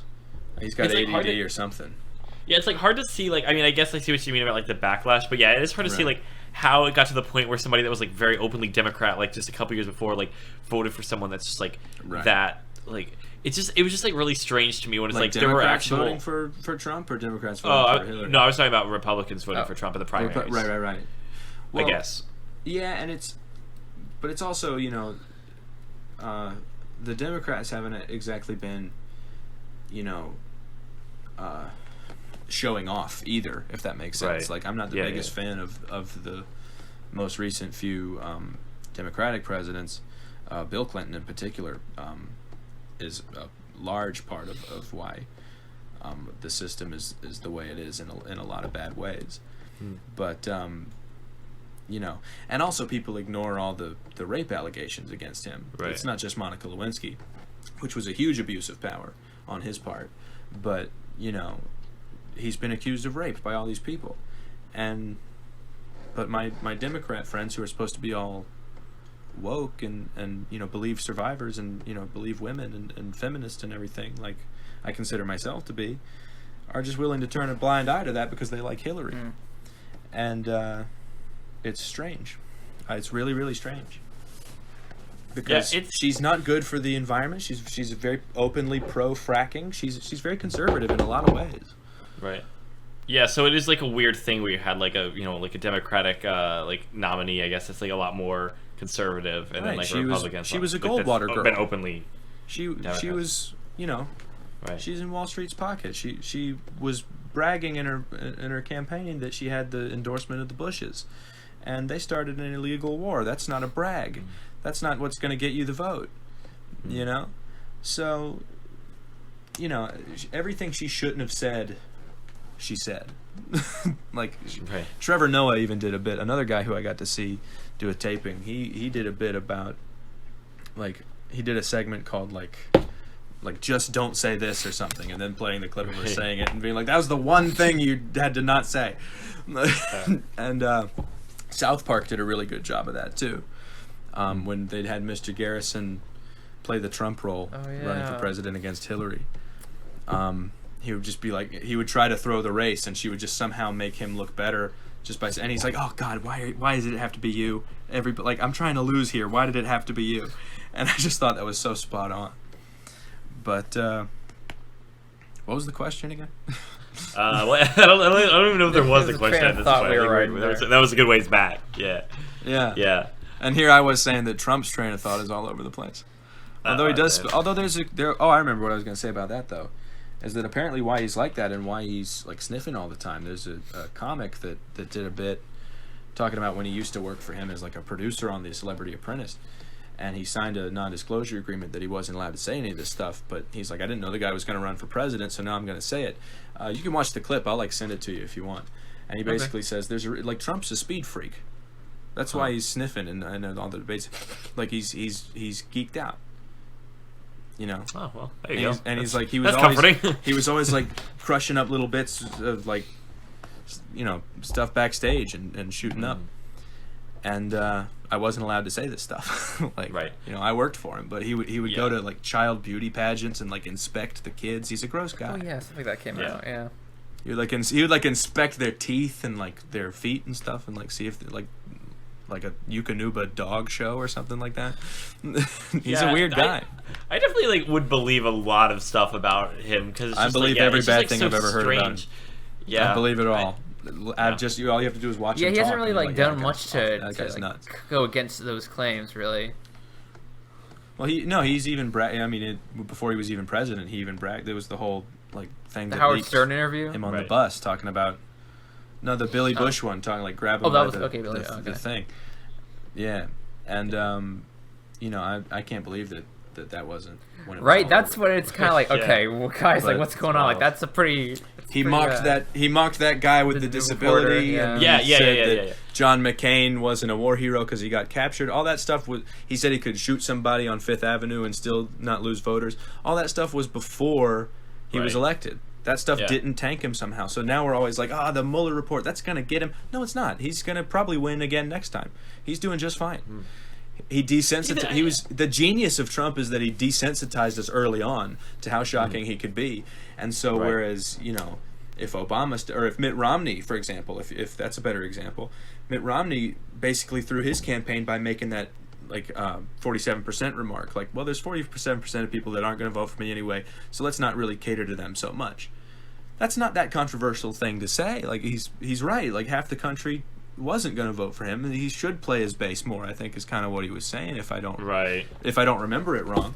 And that like ended it for him. That was a huge controversy. Like, people were saying, you just threw half the country under the bus and you want to be the president? You want to represent all of us? And right, it's like you guys weren't going to vote for him anyways. And like, Paul Ryan walked out of an interview after that happened, and they were that sort of messed things up for them. That was sort of their Sarah Palin.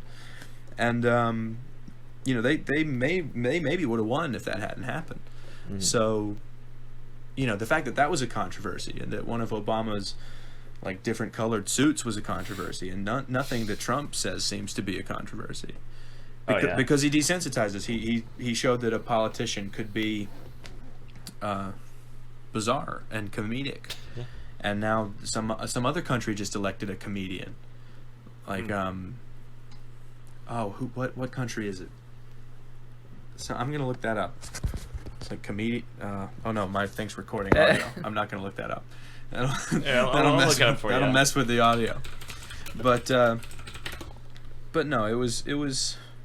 I still think that it's all theatrics, and that both parties work together, and that Ukraine. Yes. And that Ukraine, right. Yeah. But I still think that they were maybe Trump and Hillary in cahoots in the beginning, because she was definitely in cahoots with the DNC, which is supposed to be illegal. That's supposed to be, the DNC is supposed to be neutral, but she conceded the primary to Obama in 2008 because they agreed, and that's why Joe Biden didn't run in 2016, because Obama agreed to this, and then he wouldn't have been able to endorse Biden. He agreed, this is my turn, and then when it's your turn, Tim Kaine will step down as the chair of the DNC, and he'll run as your VP, and we can get Debbie Wasserman Schultz in there to, you know, sabotage Bernie Sanders and set up the whole thing for you. So, and WikiLeaks like revealed all that. They were trying to like attack Bernie on his religion and how he wasn't a Christian, and they were like consulting with each other on ways to stop his momentum, and that's not allowed. Right. So it bugged me when when Democrats were so upset that the general election was stolen, which there's a strong argument to say that it was. There was a lot of there wasn't as much hacking as was reported, but the FBI sort of screwed things up, and James Comey and all that stuff in the end there, and a lot of people were pissed off that they felt, and even though she won the popular vote with the Electoral College and everything, that the election had been stolen from her. And I said, well, yeah, how does it feel? Does that taste, that's your own medicine you're tasting. Like, that's how, like, Bernie people, that's what we were saying about the primary. So it was a crazy, crazy time to be alive. Like, the corruption in, like, the media, for example, the news media, is so transparent now because they know we're used to it and there's nothing we can do about it. They don't even really try to be it's definitely truthful anymore. An interesting time to like enter as like a voter. Like, can you like I imagine, said, telling our kids my first, but about these times, like, the way our parents talk to us about like Watergate and stuff like that, we're going to be telling our kids about the Mueller report and Sarah Huckabee Sanders and all these people. Yeah, like, it was insane in 2016. You don't even know. Yeah, like, it was crazy. When I was in Canada, I mentioned I went to Canada with my girlfriend and we filmed more of that roller coaster thing. We were in an Uber and this driver was saying, "So you guys are from America?" We said, "Yeah." He said, "Is that Trump guy really going to win? Do you think?" Like, around the world, everybody was scared of him because he talks like a dictator. He hasn't, and we've got these like borderline, like, people are calling them concentration camps, like we've got at the border in El Paso, and so. And he wasn't all that tough on the Charlottesville Nazi rally either. So people say that, you can't just say that every politician you like is the next Hitler. You can't just say, oh, he's Hitler because I don't like him. That's a really harmful comparison. Hitler was a dictator. You shouldn't say that.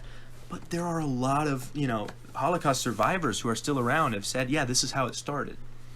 Like, we remember, Yeah, and that's why it's like, it's just like this mentality. It's just such a crazy time because it's like, regardless of even like what's happening at the top with like all of the corruption and everything, which I didn't even really know about like all the stuff you're saying, because I feel bad, I just don't keep up with like because there's really like nothing good. It's like I'll inform myself when I have to vote. Like, yeah, sure, I'll talk figure out, like I pay attention, but my sister is really the one who does, and she will tell me stuff, and I'm like, how do you not go crazy, like, but for me, keeping up this much with the news? I have a story about when I gave up on the news altogether, and it has nothing to do with politics. It was just when they said, and now for a lighter side of it, this was MSNBC. I used to like them, and they kind of sold out, but this was when I kind of liked them, and they said, now for a lighter side of the news, and I thought, well, finally, they've been listening to what people want, because there is good news, animals being taken off the endangered species list, people helping each other out all over the world. There's a lot of stuff going on. It's good. Alternative energy, people are studying that and breaking new ground. Science is, we're discovering new dinosaurs that were around and stuff. There's a lot of cool stuff to talk about. And so I thought maybe this will be worth listening to. And they showed a viral video of a baby that helped his brother out, who was an even younger baby, from under a dresser that fell on him. And like he saves his brother's life, and it's supposed to be all heartwarming. And I'm like, what kind of twisted, like, inhumane, like, robotic view of the word lighter side? Well, how is that a positive story? What, like, that's your sense of positivity, is me having to watch a baby get, like, crushed by furniture and almost die? That was disturbing. And they interviewed the mom, and she's, we're glad he was there, and it's depressing. It was depressing. Oh my God. We didn't know to nail anything to the walls in the nursery because we're idiots, and this is a lighter side of the news. I was like, I give up. This is over. Yeah, I used to live with my grandparents, and they would always, they love Fox News, so they would always like have like Fox and Friends in the morning. You have Glenn Beck at night, all that stuff. Oh my God. Which that was interesting in itself, but like I always thought like the morning news show, like I guess like Fox and Friends in this case, but I'm sure they're all in a sense like that, where they would like talk about politics for like 90% of it, but they try to do it all with like a with like a grin, and they're all drinking their coffee and like just having some banter, about like all this crazy stuff that's happening, and they'll be like, oh well, now for some lighter stuff. Yeah, and it's that like sly smile on their faces. Right, and then it's like they just show like some like viral video or something of like just something dumb. Like it's like, okay, yeah, that's a cute animal, but like just something it's just, like, that that's young not people all news, saw like, like 3 months ago. Something that your Right. mom is like sharing on Facebook now, like right. probably in It's like- 2012, showing like here's a sneezing panda that we just saw for the first time. It's like, this and people isn't are like, news. oh god, when adults try to like relate to kids, oh god. Oh yeah, that's the worst. It's Yeah, so no, I cringy. know. The viral Yeah. videos on the news, and I'm like, why are we? Why are we here, guys? Yeah, This isn't news. Is YouTube. yeah. YouTube's Yeah. trying to be TV, and TV's trying to be YouTube. Yeah, well, actually, that's funny because Michael and I did like a little thing last year where we were like trying to like we like parodied like a news like like a news yeah. Yeah. alert about this like viral trend that we made up that was like completely like it was like something completely ridiculous about like basically like kids like walking across the street trying basically trying to play like Frogger in real life or something that's not an actual like viral trend, but like we're talking about it, like all these kids are doing it, it's the next That's like a Tide good Pod bit. thing. Yeah, and that was really fun to do because we got to like play like these news reporters that are like trying to like be Kids are hip did you and actually edgy. film like yourself like hopping across the street? We did something similar. Yeah. You'll have to send me that. If you want to see it, I can show you that. Yeah. You play it's it something at the end we of this actually- podcast. Yeah, we actually used some old footage, so that was the reason. The reason we were inspired to make it. It was a reference to some video that we made in 2010. So, but yeah, I thought that was like kind of that was like the whole inspiration as well, with like these like crazy like news reporters, trying to like relate to kids or whatever, and Oh, man, or like talking or like earlier try to about, understand viral trends and stuff like that too. I mentioned Drew Gooden earlier, who's a YouTuber I like, and he just roasted this clip of these newscasters basically doing that like to the fullest, like the most, like everything they said was like, yeet or lit or dab it God. on the haters or whatever, like these grown ass people like Great. reporting the weather, like traffic is turned, like it was like the worst one possible, and he just laid into it, and he's brilliant. I love the stuff he's doing. He's like man. John Yeah. Mulaney level, kind of like he's like a young John Mulaney. Like if John Mulaney was, still developing, still working on being as funny as he is today. Like there is some of his jokes where I go, that one was, I've heard that joke before, but Yeah. I don't think it's like direct like plagiarism or anything. And that's another interesting thing to talk about too, Oh, is like yeah. joke theft, like as a comedy fan, because Huh. I don't know like where the line in the sand is, because people like Amy Schumer like steal other people's jokes all the time, and there are jokes Like that she's comparisons, done yeah, that you see it's are like very familiar. similar. But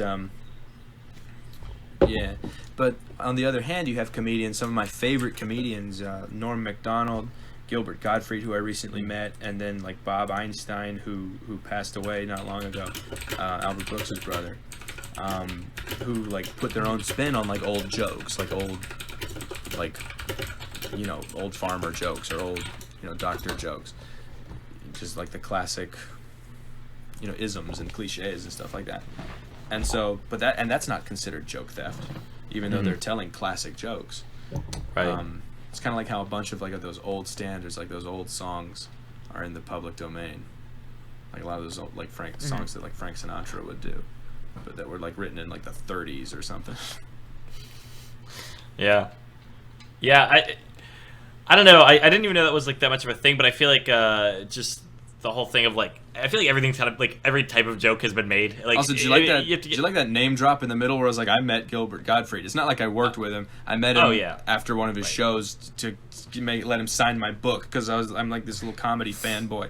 It was like No, yeah. That's what I assumed. Yeah. And he, to me, is just our fearless leader, like of putting, the joke before the consequences, because that's the one thing where like people who are really far to the left actually piss me off on the most. Like I feel like if we could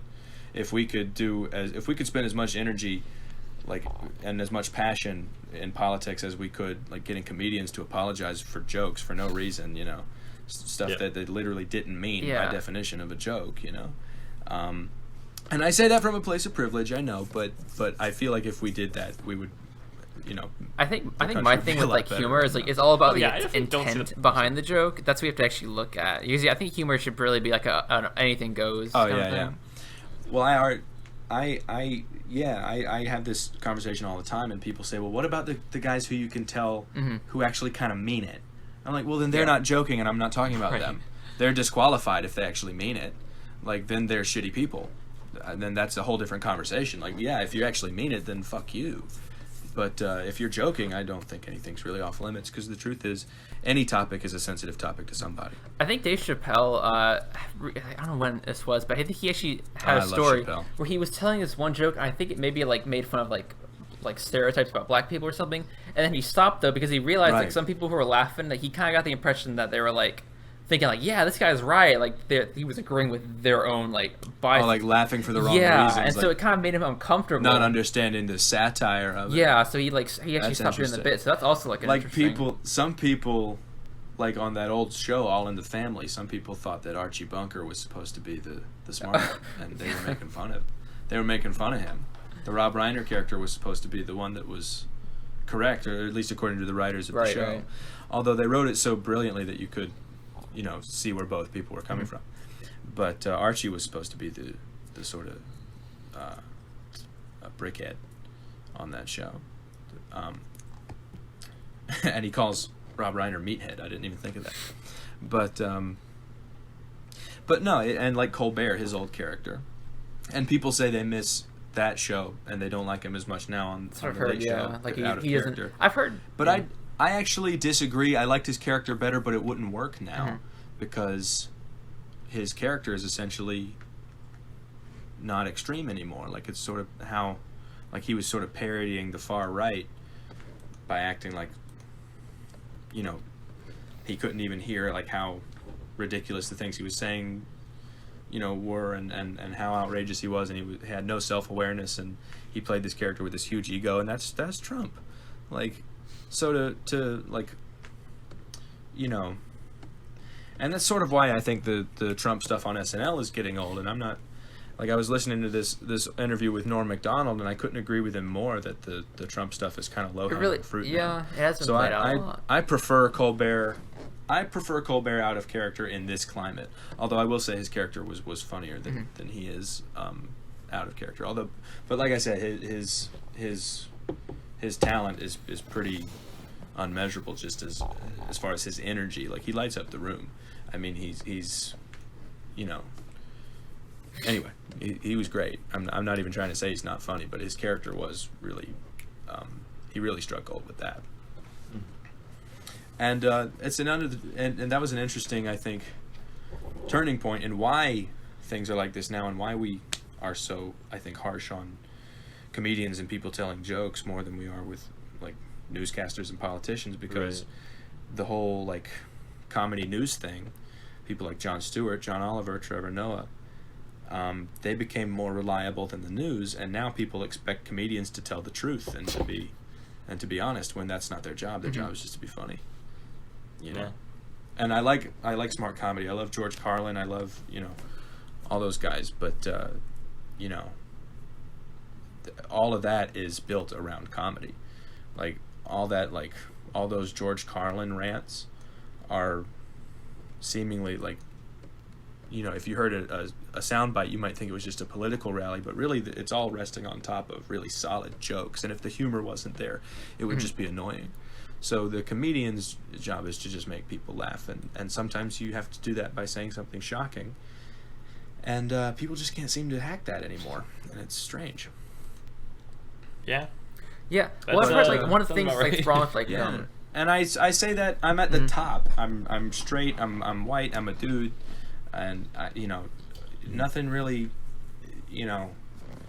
It's hard to hurt you, basically. Most things benefit me. Yeah, most things in society benefit me. So to hear me complain about this stuff is annoying. That's the last thing that anybody needs to hear more of, is some guy going, "Oh, you can't even joke anymore." But it is kind of getting weird. Like it's weird out there. Well, it's weird because like I think the other thing too is like just society is just like so strange with like I like it really did take me by surprise just because I don't follow everything like so closely that like there's actual like a fairly sizable like group of actual Nazis. Oh yeah, they're back. Now. Yeah, like there's obviously always like there always were those people. Yeah, they never went away, but now they feel like comfortable revealing themselves. Well, not only do they never go away, but I think that there's almost more now than there. You know what I mean? I think maybe like 20 years ago, there's probably like a couple like really old, like they grew up in that, and that's just what they're gonna think. I think there's people now that's like young people that are like, okay, radicalization that's right. is only going on in other countries is foolish. There are young men especially, being radicalized within our borders by white supremacist groups. It's not just Islam. There's terrorists right here at home. And so, but we got to have our travel ban or our border wall or whatever, when 90 or 80 some % of all illegal immigrants are actually detained at airports. So, but no, there's a crisis at the southern border or whatever. And building a wall will fix it. Yeah. To me, to me it is. I think it's all theatrics, like I've been saying, but just because, or otherwise they would actually, they wouldn't actually, get away with being paid to do nothing. I mean, they would actually pass some like bills, and then half the country just wouldn't like it. Like, they wouldn't just wait around until everybody agreed on everything, and basically just get paid to not reach any sort of agreement, and then just go home that much richer, while nothing, people still don't have clean drinking water in certain parts of the country. So I think if it weren't all kind of a sham and all kind of money driven and oil and big pharma and other words that make me sound smart, then people would actually get things done, or we would at least elect people that worked for us and actually pushed that extra bit harder to actually get shit passed and not just talk about it. Well, on that note, since I do have to wake up in like 6 Wait a minute, hours, we haven't talked about the album note. yet. Okay, we'll get the album. Yeah. No, I want to give you a chance. Oh yeah, if you want to do plugs, for real quick. That's if anybody's still here after all my stuff on Hillary, because I know that upsets a lot of people. But after our fun political segment, after we hangouts first, yeah, really. After we talked about politics, and I'm sure just enthralled everyone listening, with just more of the same stress and politics that we were making fun of. I will now plug my new album, Transitions. It's an album about going from old relationships to new relationships, and the time in between and the time afterward, on your own, when you got to figure all that out. It's sort of a breakup album if you listen to it in order, but it's like some acoustic-y stuff, some piano-y stuff, but there are a couple of like more up-tempo, like rock and roll singles that we threw in there too, just to keep it interesting. But it is kind of in chronological order of how the songs take place, not in order of when they were written. Some of them are much newer, and some of the songs were songs I wrote when I was still writing for Break Free, and we just never got around to. But they're all personal, which is new for me. I didn't used to work that way. When we were 13 and cringy, I was just kind of trying to cover the bases, like happy song, sad song, love song, angry song, whatever. And then later on, I was trying to be like, I guess like Randy Newman or the Billy Joel or somebody, and like tell stories and like do like character driven songs, like. But I wasn't really old enough or experienced enough, or honestly even clever enough to pull that off. So I tried writing songs that were actually about like how I was feeling and what was going on with me, and they turned out way better. So it's the first. I haven't been this pleased with how a music project has turned out that I've done ever. I'm really pleased with it, and I gotta mention that people helped me with it, not just Tyler, who I mentioned, but Connor Butler. All the instruments are pretty much me, but I got my friend Connor Butler to do a lot of the drums, because he's like nobody you've ever heard, and he doesn't even get to. That's the thing, we're better live. Like, we don't play live that much. We do a couple open mics like I was talking about, but we don't have good enough recording equipment to even like that. We just get a recording down and we're like, okay, that sounds like a song, but it doesn't have the same like performance energy. And I can't wait, hopefully someday, to have enough money to actually record in a studio and get that performance energy on record. But for now, it's a homemade album. It's me, it's Connor in his attic and in Tyler's bedroom and in my living room, just laying all the different instruments down. I had to figure out bass stuff, which I had never really done before.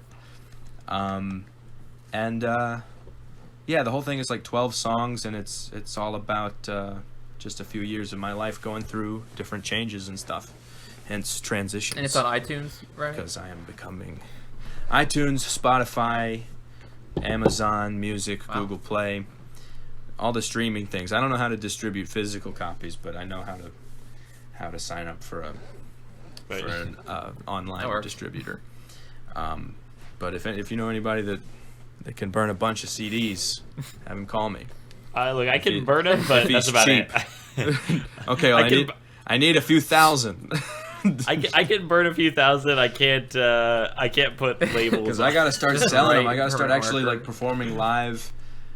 Because that's Yeah, the we can thing, write in like, permanent marker on them. Yeah. performing live is frustrating because like I can plug the album and say it's online and nobody's gonna go home and actually type it in. But if you have it Yeah. there, if you have a yeah. basket of CDs, like here you go, it's $5. Like, people are actually more inclined to support like local artists and aspiring songwriters and stuff like that. But yeah, if you feel like supporting an aspiring entertainer who's starting out with homemade albums and stuff, check out Transitions, because I'm transitioning. I'm becoming a woman. Wow. No. All right. Hey, it's good. Progressive. Yeah. On the podcast. Wow. What a moment. Yeah, you heard it here first. Yeah. I'm a lady. Full exclusives this episode. Wow, look at that. No, I'm not a lady, but if I was a lady, I would want you to buy my album anyway, and support All right. me regardless, and and let me be myself. Fair enough. I would be a Well, yeah. beautiful. I would be a hideous woman. I was a princess for Halloween one time, and my girlfriend was a knight. Like we gender bent the costumes. We did it backwards. I was hideous.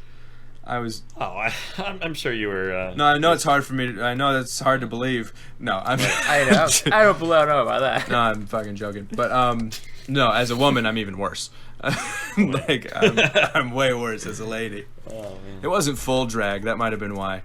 Yeah, you gotta go. If really I actually commit did like to the it, makeup and everything, but it was basically just a wig and some red on the mouth. But then there's still just like dark eyebrows and my face, and it didn't work. Oh. Yeah. It was bad. It's always next year. Yeah. I mean,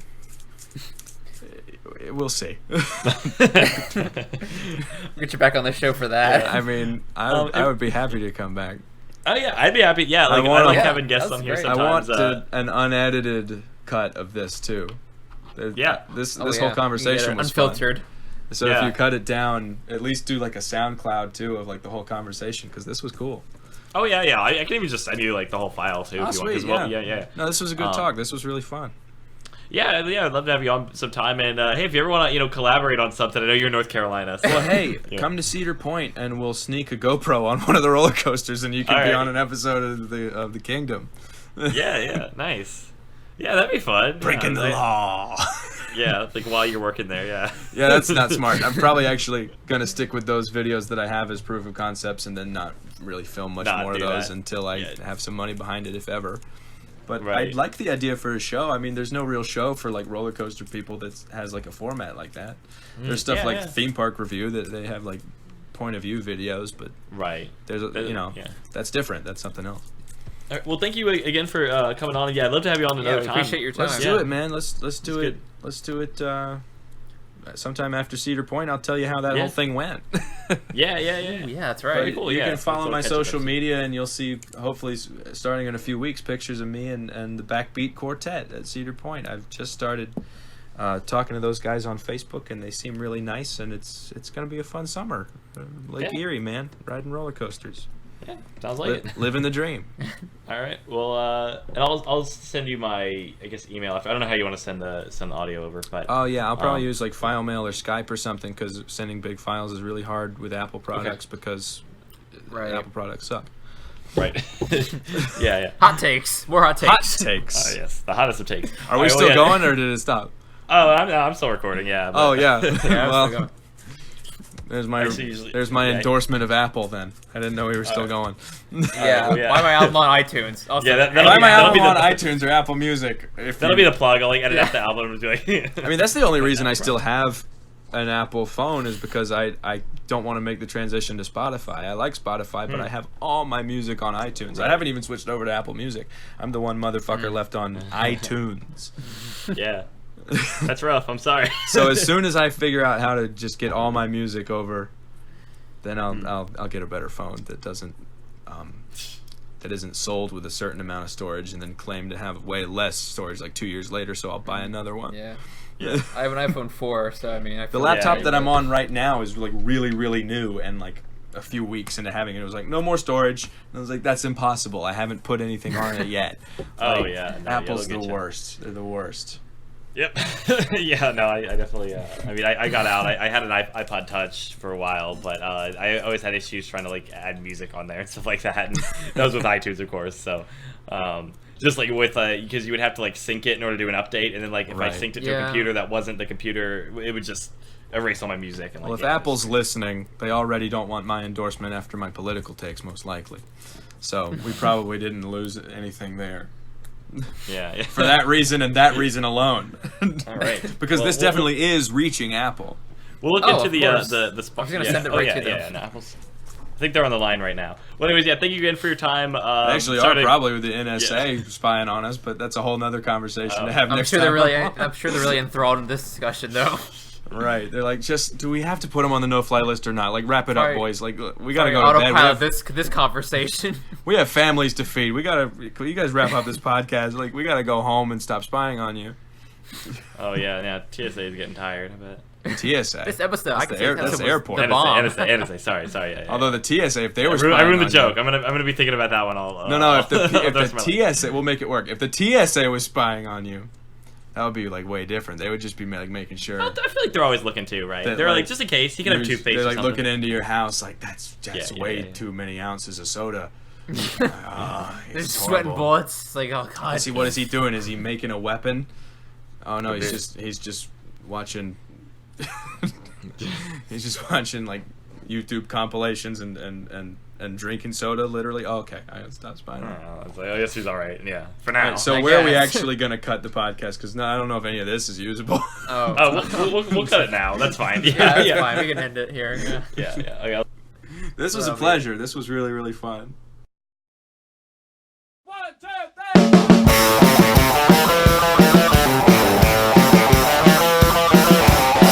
We found the sweet spot with just the right amount of high, and I'm gonna ride this wave until we crash. And I've got the feeling that we won't get a lot of sleep tonight.